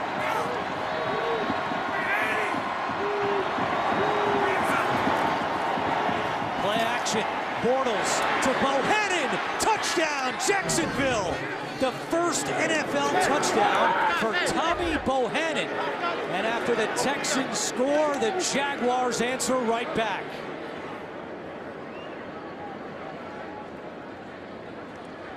And it's funny, when you try and do stats for Tommy Bohannon, he's been on more teams than he has had stats. But this is a great job by Nathaniel Hackett, knowing, hey, we've got to stop Leonard Fournette. He's going to try and go over the top. And Leonard Fournette, when he came up to the line of scrimmage, was kind of like encouraging the crowd, going, hey, yeah, everybody get up. I'm about to get the ball. He did a great job pre-play. I'm giving him 7 tools now. Bohannon was not even on an NFL roster last year. A Wake Forest product with his 1st NFL touchdown, and the extra point from Myers is good. All smiles on the Jaguars sideline. Here in Houston, Blake Bortles and the Jaguars with a 26-7 lead. This is a Jacksonville team that has won a total of 3 road games in the last 3 seasons. They've lost 6 in a row to Houston. But right now, they are looking good, up 26-7 at redcross.org/NFL, or text Red Cross to 90999 now to donate $10 to American Red Cross Hurricane Relief. Tom Coughlin, the Executive Vice President of Football Operations for the Jaguars. He won't smile until the game is over. But his Jaguars are looking very good right now, up 26-7. Deshaun Watson's 2nd drive. And they started on the ground with Lamar Miller. But we met with Doug Marrone last night, and we said, how involved is Tom Coughlin with you? He said, oh, he's right by my side every step of the way, at practice, in meetings. In fact, Marrone said that Tom Coughlin is probably his best friend in the building. And they He's spend kind of like Google. You can ask him anything, he has the answer for you. No question. So Coughlin's been a huge addition to this Jaguars organization. Pressure. Watson throws short, incomplete, looking for Hopkins. It was Campbell applying the pressure on Watson. Let's take a look at that last drive by Deshaun Watson, and DeAndre Hopkins is starting to heat up a little bit. Well, he finally had the ball thrown in his area where he could make some plays, and that very first quick slant, the very first ball that Deshaun Watson was able to complete, his first pass ever, goes to DeAndre Hopkins. We're being told C.J. Fedorowicz is out for the rest of the game with a concussion. So Houston's top 2 tight ends are out. They only have 1 tight end right now. It's Steven Anderson.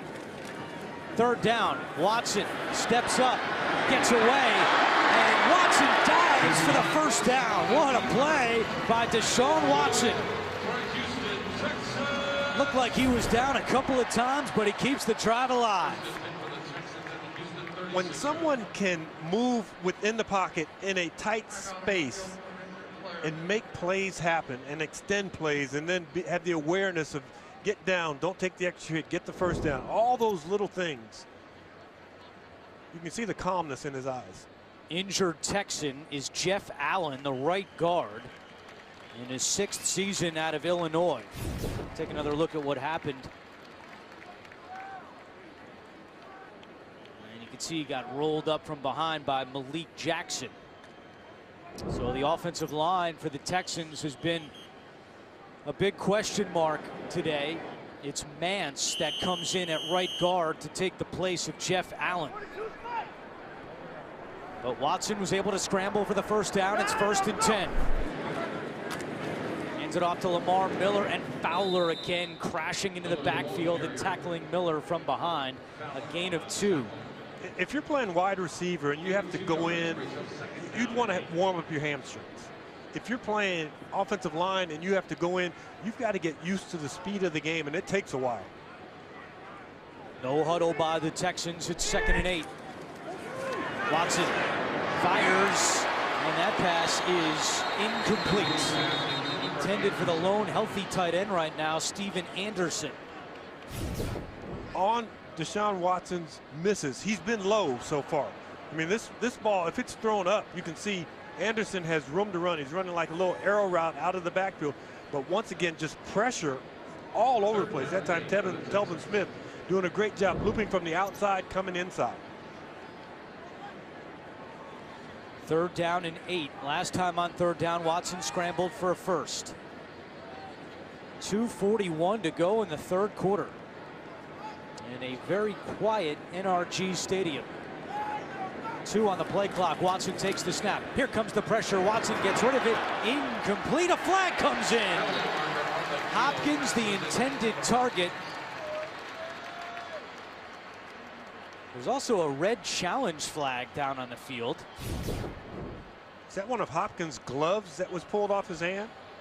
Yeah, you're right. Yeah. I thought it was a flag. It's his glove. Oh, man. I have never seen that. A.J. Boye on the Pass coverage. interference. Defense, number 21. The ball is placed at the spot of the foul. Automatic first down. See, you know, yes, it's a pass interference call, but the official should call it like he saw it. He pulled his glove off his hand. I mean, you can't do that. That's a foul. penalty. Yeah. And that is the 3rd pass interference penalty today on A.J. Boye, who's back in the stadium. He called home for 4 seasons with the Texans on that huge $67 million contract in the offseason to join Jacksonville. And it gives the Texans a fresh set of downs. Miller into Jacksonville territory. A gain of 8 for Lamar Miller. So on that last play, you almost have a tackle into the backfield. But then there's not another defender. Chasing Deshaun Watson, extending drives, tires you out if you're playing on a defensive line.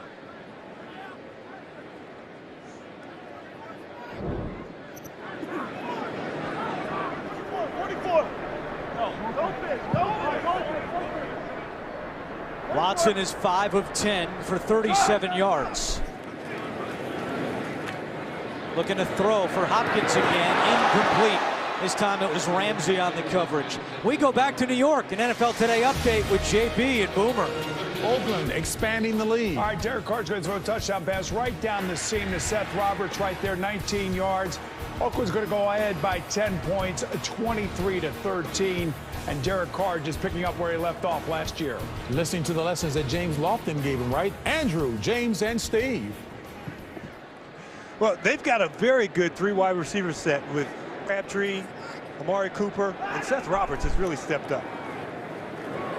This is Lamar Miller, and Jackson wraps him up for Jacksonville, but it's good for a Houston first down.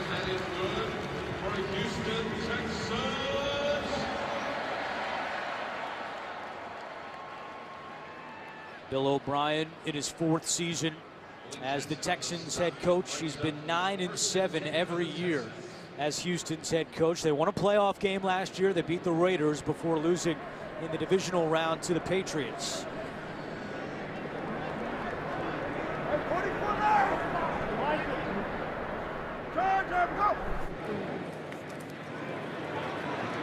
Watson fires left, and it's complete by making the catch in front of Aaron Colvin for a gain of 3. Remember, I talked about them being down to just 2 wide receivers. Well, I was wrong, I admit it. Andy Jones, who they picked up 8 days ago, is also available. But you see Tyler Ervin, who's a running back, really in at wide receiver in these situations right here. He's lined up in the slot right now for 2nd and 7. Braxton Miller does not have a catch today. He's up at the top of your screen with Boye on him. It's a handoff to Miller. Miller to the 35-yard line for Houston. It'll be 3rd down with less than 40 seconds to go in the 3rd quarter. And you see the patience of Bill O'Brien. You know, don't panic. You mentioned Bill O'Brien in his 4th year. Well, the last 3 seasons, this team has run the ball more than any other team in the National Football League. So they're going to be patient. You just don't have to go in there and sling it around the block. 3rd down and 4. Since Watson came into the game to start this half, Houston is 3 for 3 on 3rd downs. Watson lost the football. Ball is on the ground. Jacksonville fighting for it, indicating they have it. No signal yet. Now we do. It's Jacksonville football. Dante Fowler forced the fumble. Ngakoue comes away with it. And it's a turnover by the Texans. Now they're showing the replay up on the big video board. We'll take a look at it as well. Well, and there's a little bit of groan because he gets hit on the top of the helmet and the ball gets kicked out of his hands. It's not soccer. Remember that.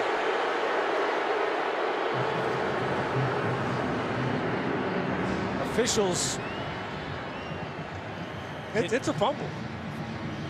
Well, all turnovers subject to review. And since it was a turnover on the field, this will be looked at. If it stands, it's the 3rd turnover today by Houston. And it stands. So Watson can't hold on to it. And Bortles goes back to work, 1st and 10. Hands it off to Fournette. And that is the final play of the 3rd quarter.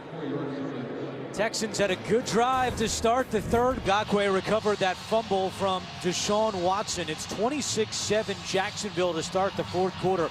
Last year, Jacksonville had only 13 takeaways the entire season. They have 3 through 3 quarters of the 2017 NFL season. Bortles goes back to work. It's 2nd down from their own 45-yard line. Fournette, some room on the right side, stays on his feet. Leonard Fournette into Houston territory and dragged down by McKinney, but not before Fournette picks up 17. You talk about, okay, I said 7 tools and now 8 tools.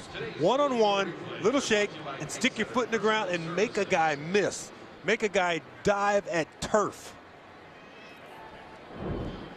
Keep this in mind, the last 3 years, Jacksonville has had 6 individuals rush for 100 yards in a game. 6. Fournette has 85 yards on 21 carries to begin his career. It's Ivory at running back. Fournette getting a breather here. Hand off to Ivory. And He is stuffed at the line of scrimmage. Zach Cunningham, the rookie out of Vanderbilt, coming in to make that tackle. And you heard Blake Bortles at the line of scrimmage going kill, kill, kill. So the Jacksonville Jaguars had 2 plays called in the huddle. And instead of kind of audibilizing to the second play, you kill the first play, and everybody is on board, and they know we're running play number 2 now. And it could be pass, run, run, pass, or pass, pass. You just have to know what the second play is.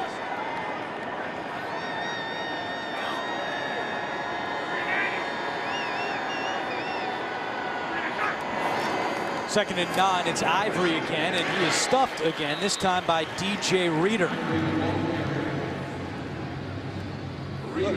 A little bit of being conservative there, but you know, here's the graphic. TJ Yeldon, who's out for this ball game, Denard Robinson, who never tied his shoes, Maurice Jones-Drew, who he could dunk at 5'6". But when you have this type of talent, a unique talent, like Leonard Fournette, you hope he's going to be as good as you thought he was. And so far, what we've seen, he's as good as advertised. 3rd down and 9 for Bortles. Screen pass to Ivory. He's got some room. Ivory has the first down. Tripped up by Kareem Jackson, but not before Ivory goes for 11. James, we have to talk about this Jaguars offensive line and the job they have done today. Their game plan against this very tough Texans front 7. They have not allowed a sack today. And Doug Marrone said that he told the offensive line this week, there's a lot of questions about you. The rookie left tackle Cam Robinson. Sure. They've had a rotating door at left guard. Marrone told the offensive line, this is a great opportunity to answer all those questions. Go out and do it against one of the best front 7s in the NFL, and they've done that today. Fournette around the right side. And he's out of bounds at the 21. Back to NFL Today update with JB and Boomer. Detroit within 2. That's right, they were down 8, and here you can see Matthew Stafford's going to find Theo Riddick. Watch this move. Quickness. Used to love when my running backs did that for me. They went for 2. It failed. They're down 17-15 to the Cardinals. Nate Burleson say one of the best pass-catching running backs in the league. Back to Andrew and James and Steve. All right, guys, thank you very much. As the Jaguars lead it here 26-7, 11:40 to go in the 4th. Bortles looking end zone hit as he throws. It's a floater and it's incomplete. Bortles took a shot from the rookie Dylan Cole. Cole was the only undrafted rookie to make the Texans Week 1 roster. He played at Missouri State. Big powerhouse, isn't it? Missouri State. FCS first team All-American last year. That's what you love about the NFL. You look down rosters and you go, where'd this guy come from? Where'd this guy come from? How did he get overlooked at going to a bigger school? It doesn't matter once you get to training camp and you earn your way onto a ball club. 3rd down and 5. 3 receivers to the top of your screen. Bortles fires. It's juggled and incomplete. Deflected by Jonathan Joseph. And with that deflection, Joseph will donate $1,000 to Habitat for Humanity, and all of that money will go to Hurricane Harvey recovery. And as we're talking about small schools, the target of this ball is Keelan Cole from Kentucky Wesleyan. And I went back and I looked at one of those pre-draft books where they list 99 different receivers coming out of college. He was not in the top 99. But he made the team this year, and now Myers is out for a 39-yard field goal attempt. He missed an extra point earlier, and now he's missed a field goal. Wide left for Myers. So the lead remains 26. With Drew Brees and the Saints, Jets battle Derek Carr and the Raiders. It all begins with the new look NFL Today, featuring JB, Boomer, Coach Phil, and Nate. After the Myers missed field goal, Houston takes over at their own 29-yard line with 11:23 to go. Texans with just 2.7 yards per play today. Watson to the air on first down, completes it to Hopkins for a gain of 9, making the catch right in front of his former teammate A.J. Boye. With the 11 minutes to play and that missed field goal, it's still a 3-score game. So, yeah, the Texans would love to score quickly, but they need to steal a possession, either turnover or an onside kick if they can score quickly here. Lamar Miller picks up the first down. And Houston will continue to go no huddle. We talked to Bill O'Brien the other day about calling plays, watching the team. He said, I'm always thinking a play ahead. You could see how quickly he was in getting that play to Deshaun Watson.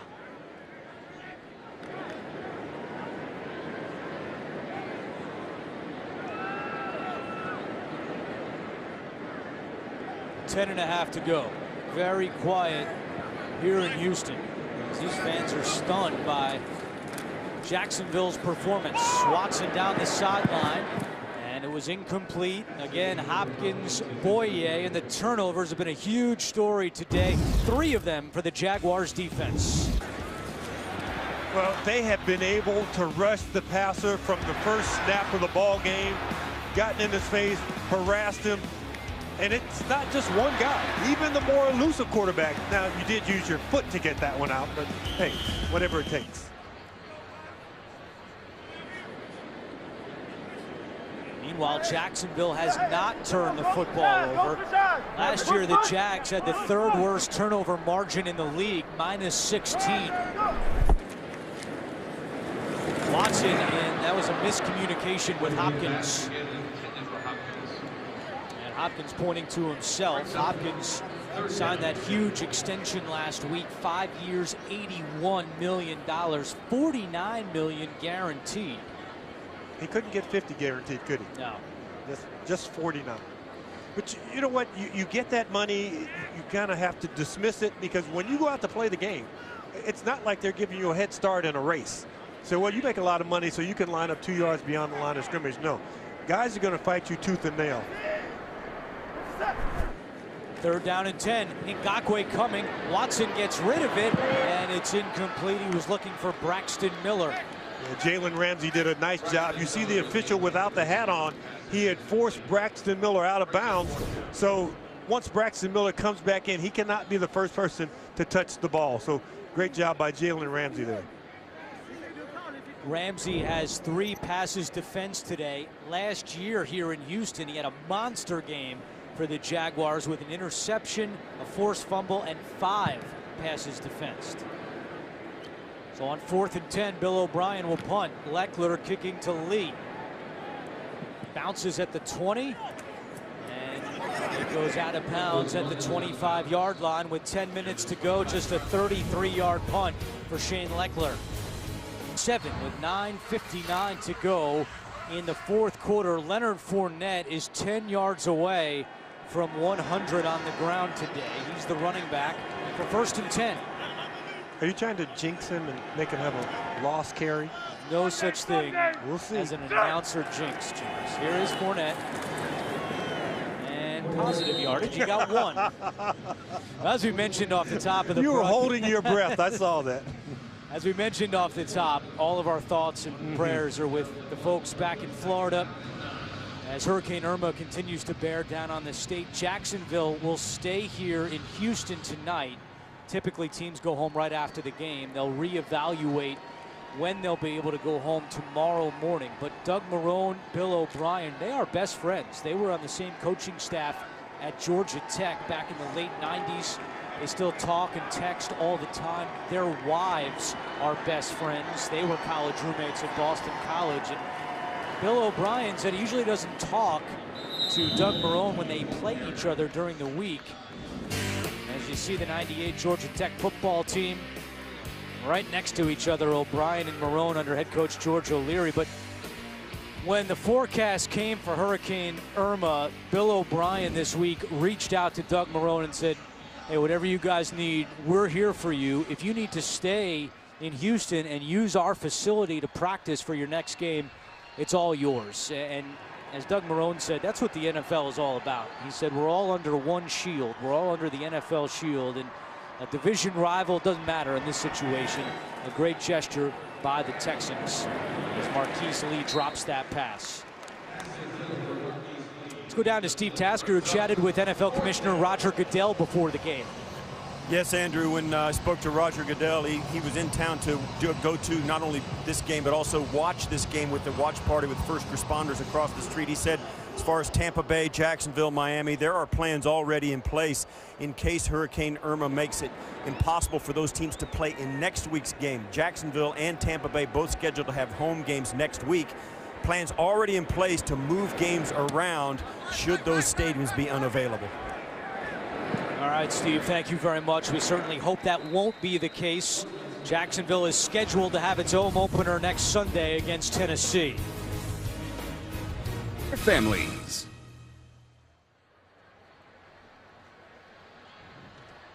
Back in Houston, where J.J. Watt and the Texans trail 26-7 with 8:21 to go in the fourth quarter. Deshaun Watson replaced an ineffective Tom Savage to start the second half, and Watson completes that pass to Tyler Ervin. Houston has lost 4 players to concussions today. Bruce Ellington is now out with a concussion, along with Ryan Griffin, C.J. Fedorowicz, and Brian Cushing. And keep in mind, Houston has to play this Thursday night at Cincinnati, so it's a short week for all 4 of those to go through concussion protocol and be ready for the game. And so movement on the line. This is going to be a penalty. Neutral zone infraction, defense, number 97. 5-yard penalty will result in a first down. Goes on Malik Jackson. Not to diminish anybody on the field for the Texans offensively, but right now they have one bona fide offensive threat, and that's DeAndre Hopkins. If I were the Jacksonville Jaguars, I would line up Telvin Smith right over the top of him, linebacker, right outside of him, and hit him. And then Telvin Smith could drop to his zone area and cover whoever the back is coming out. But I would take DeAndre Hopkins out of the ballgame. He's on the bottom of your screen, matched up with A.J. Boye. Watson looking his way, throws, completes it to Hopkins at the 40-yard line. That's the 7th catch today for DeAndre Hopkins. And DeAndre Hopkins is nifty enough. He knows that this is just a little 10-yard route. But you saw that left arm, so the push off there. Once again, A.J. Boye, he knows he's going to push him at the top of the stem and try and get that separation, and he got away with it, didn't get the flag. Jaguars have kept their corners on a side. Last year, Ramsey followed Hopkins everywhere. Not the case today, as Ramsey has stayed on his side and Boye opposite him. 1st and 10, inside 6:50 to go. Blitz coming. Watson is hit and sacked. That is the 8th sack today by the Jaguars defense. Give this one to Malik Jackson. Just push, push, push. Everybody going after the quarterback. And he doesn't have that secondary receiver to throw to. That time, Ndikwe dropped underneath the route by DeAndre Hopkins. 8 sacks for Jacksonville. Now Ngakwe coming. He punishes Watson. Was able to get rid of it to Lamar Miller. And dragged down by Avery Jones. Back to New York, an NFL Today update with JP and Boomer. No give up in Cleveland. How about Deshaun Kaiser, 20 of 30 in terms of completions and attempts. That's a touchdown pass right there to Corey Coleman. They go for 2. They make it. They are now down 21-18. Fourth quarter, 3:33 left to go. Way to cover it nicely, Boomer. Andrew, James, and Steve. 15-yard penalty. Break up the Browns. Browns hanging around at home against the Steelers. Meanwhile, there was a penalty on that last play. Roughing the passer called on Ngakwe. So another Jacksonville penalty keeps the drive going. You know, if the Jacksonville Jaguars win this game and Doug Marrone is talking to you, he will tell them we have to play a little smarter. And when you're going after the quarterback, you have to understand you can hit him in that strike zone, below the shoulders, above the knees. That time Ngakwe launched himself into Deshaun Watson. 1st and 10 from the 32. Watson out of the shotgun. Watson is hit, gets away. Now there's a flag out. Watson on the run. He'll keep it himself. Gets back close to the original line of scrimmage, but this could be a hold against the Texans offensive line. And it is. Holding, offense, number 68. 10-yard penalty, and repeat, first down. That's on the right tackle, Breno Giacomini, in his first season with the Texans. When you get beat in the pass game, it's normally because you lose your feet. And this time, you see him losing his feet there as he's going around the corner. Calais Campbell is so strong, and you can't in practice say, okay, you're going to go against a guy who's 6'8". We're going to bring somebody over from the Houston Rockets to rush the passer. You don't imagine having to put your arms upward in the air to try and block somebody who's 6'8". Pressure coming again. Watson gets rid of it to Irvin. Irvin, he shoved out of bounds at the 37-yard line for a gain of 6. But time continues to tick away here for the Texans. 5:10 to go. I'm pretty sure that they have not run the hurry-up offense with Irvin as the third receiver and Braxton Miller as a starter and Steven Anderson being out there. These guys have never been on the field together. Without their starting wide receiver Ellington, without their top 2 tight ends Griffin and Fedorowicz, all 3 out with concussions. And they're already without Jalen Strong to start the game, serving a 1-game suspension. Will Fuller out till October with a broken collarbone. 1 on the play clock. Watson gets rid of it quickly to Miller, who slips a tackle. Lamar Miller at the 15. Lamar Miller is able to crawl up to the 10-yard line. A gain of 26 for number 26.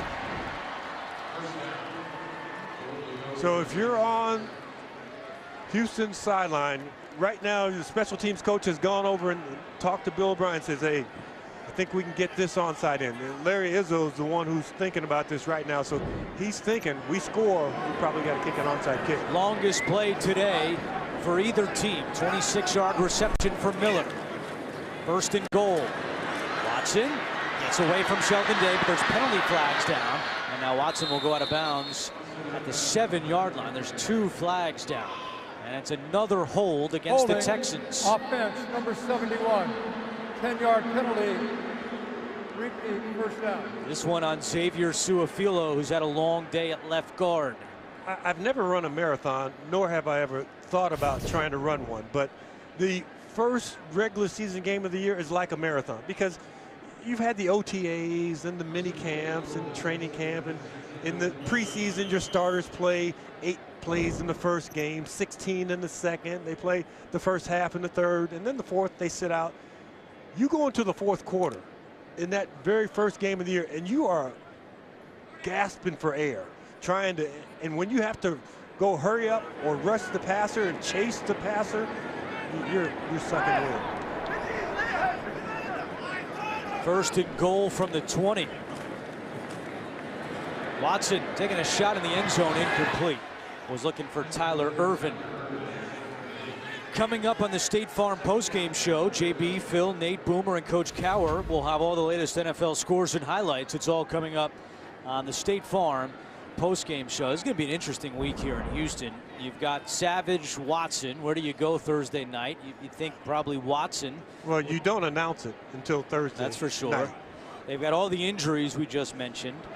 And there's going to be a lot of talk in this town about Dwayne Brown and finding a way to get him back in at left tackle. This left tackle by committee hasn't been very good. Hit the cash register. Yeah. So do the Texans then open it up? As that pass is picked off, it's to Sean Gibson, and he's got some room to run. To Sean Gibson at midfield. He's got a blocker in front. Watson is able to bring Gibson down. We're going to have some chuckles in the film room on that one right there. So Sean Gibson only had 1 interception last season. He gets one week 1 of this year, a 66-yard return. Turnover number 4 by Houston.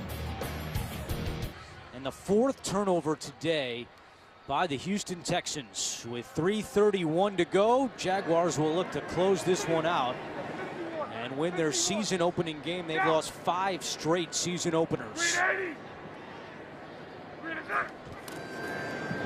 Fournette.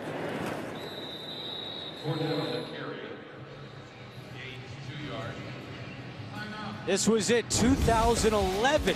The last time the Jaguars won their season opener. It came at home against the Titans. Maurice Jones-Drew with a touchdown run.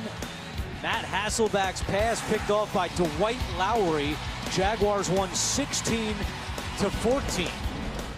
You know, it's been a long time when the quarterback who throws the interception is more known for his studio presence than what he did on the field. And that, James, is the last time the Jaguars were over 500. But let me say it again. This team, this is the 2017 team. They don't have to deal with all that other stuff. They're certainly not today, as Ivory is thrown down. Jaguars have 153 yards rushing today. 96 by Fournette, 42 from Ivory. And a timeout called by Houston with 3:21 to go. People will always wonder about, Leonard Fournette's situation right now. 25 carries, 96 yards. Do the coaches on the sideline know about it? Do they care about it? Remember when I was coaching with the San Diego Chargers and we had LaDainian Tomlinson and he was about to break the touchdown scoring mark for a season. We knew about that. Maybe they know about this right here. Fournette on 3rd and 7, and that little extra effort may have just put him over 100. It does. Leonard Fournette on his 26th carry goes over 100 yards. What a debut for the rookie. And the interesting thing, when we talked to him, I asked him, what's the most carries you've ever had? And like I said earlier, he said 29. He was wrong. He had 32. So now he has had 26 carries in this ball game, and he has been effective. You've talked about the fact that they haven't turned the ball over. They've taken care. Well, they've been in good down and distance situations, and a lot of it is because of how effectively he's run the ball on 1st and 2nd down. What? 100 on the nose for Fournette as Myers comes out to attempt this field goal. He's missed an extra point and a field goal, but this one is good. 29-7 Jacksonville with 3:11 to go in the 4th quarter. Leonard Fournette donated $50,000 to J.J. Watt's relief fund. He said that came from his heart because, as he said, I know what the people of Houston have gone through. Leonard Fournette was 10 years old living in New Orleans when Hurricane Katrina came through. His family lost their house. They had to live on the I-10 bridge for 4 days and 5 nights. Fournette moved to Texas for a year while his family rebuilt their house. But he said that he knows exactly what these fans are feeling. He knows how much the money would have meant to his family, which is why he donated $50,000. And Fournette said that he was at that first game back at the Superdome when the Saints played the Falcons.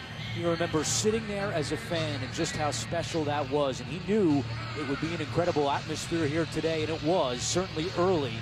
But Fournette's play has helped contributed to this incredible victory by the Jaguars. And coincidentally, Doug Marrone was a coach in that first game back at the Superdome. He was the Saints offensive coordinator. He said he remembers right before kickoff turning around, looking in the stands and seeing people crying tears of joy. And he addressed his team about what they should expect today, and that speech worked. Holding, receiving team number 35, a 10-yard penalty, first down. For more, let's check in with Steve Tasker. Yeah, Doug Marrone, the offensive coordinator of that Saints team, it was interesting. He gave us a play-by-play of that first series where the Atlanta Falcons came to Superdome Stadium. And today, I can even reiterate what he said. As I listened to the anthem, I turned around and looked at the stands, and there wasn't a dry eye in the house as the Bald Eagle Challenger flew around the stadium as we all saw the flag unfurled. But that game in New Orleans Superdome Stadium, after they had left for 3 years, or a couple of years, the Saints, to come back there, it was an emotional scene. And we had every expectation that that's what was going to happen today to the Jacksonville Jaguars. I thought they would have a really hard time battling the emotion, but what a heroic effort by Doug Marrone and his team. And Marrone said the sport of football can change a region. I saw that in New Orleans. You know, the irony about this game is we thought for some time maybe we should move this game to Jacksonville. We're looking at it on the schedule or playing a neutral site. Game held here in Houston, and now the Jacksonville Jaguars are going back and will face some of the same trials and tribulations that the people here in Texas have faced. That was the 9th sack of the day by the Jaguars defense. Give that one to Lorente McCray. And that ties a franchise record, 9 sacks for the Jags, as they have just owned this Texans offensive line. And you get the feeling with Jacksonville, with some of these guys they have and their speed, it's not the only offensive line they're going to get the better of this year. 2-minute warning in Houston.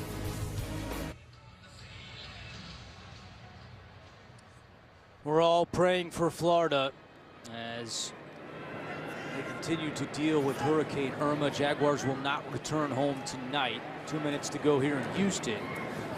That pass is complete by Watson to his tight end, Steven Anderson.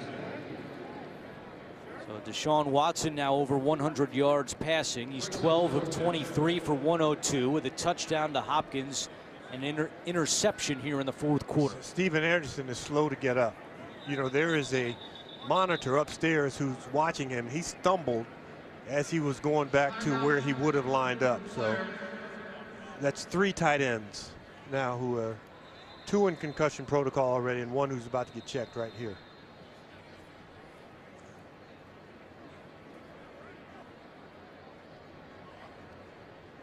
Because the game clock was running. So it's 4th down with 1:34 to go. Texans do not have another tight end on their roster. Griffin and Fedorowicz already out. Anderson now being evaluated. 124. 124. Thank you.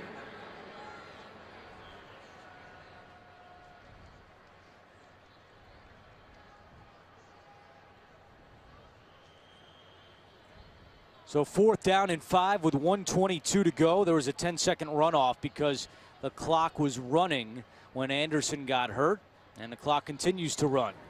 Watson in trouble, and he is brought down again.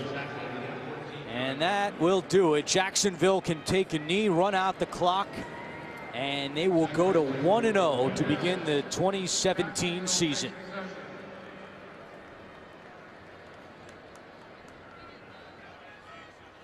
You know, you always talk about winning the turnover margin. I'm not sure if a team has ever had 10 sacks and lost a ball game. 10 sacks for the Jacksonville Jaguars today. That's a new franchise record. Calais Campbell with 4 sacks and 5 quarterback hits in his Jacksonville debut. You know, he's thinking if I get this many sacks, I had to come here 5 years ago.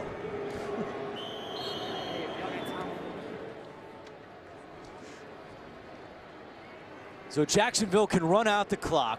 This is a team that won a total of 3 road games in the last 3 years. They had lost 6 consecutive games to the Houston Texans.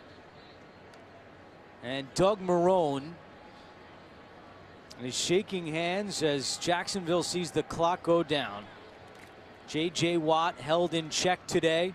Meanwhile, his brother TJ had 2 sacks and an interception for the Pittsburgh Steelers.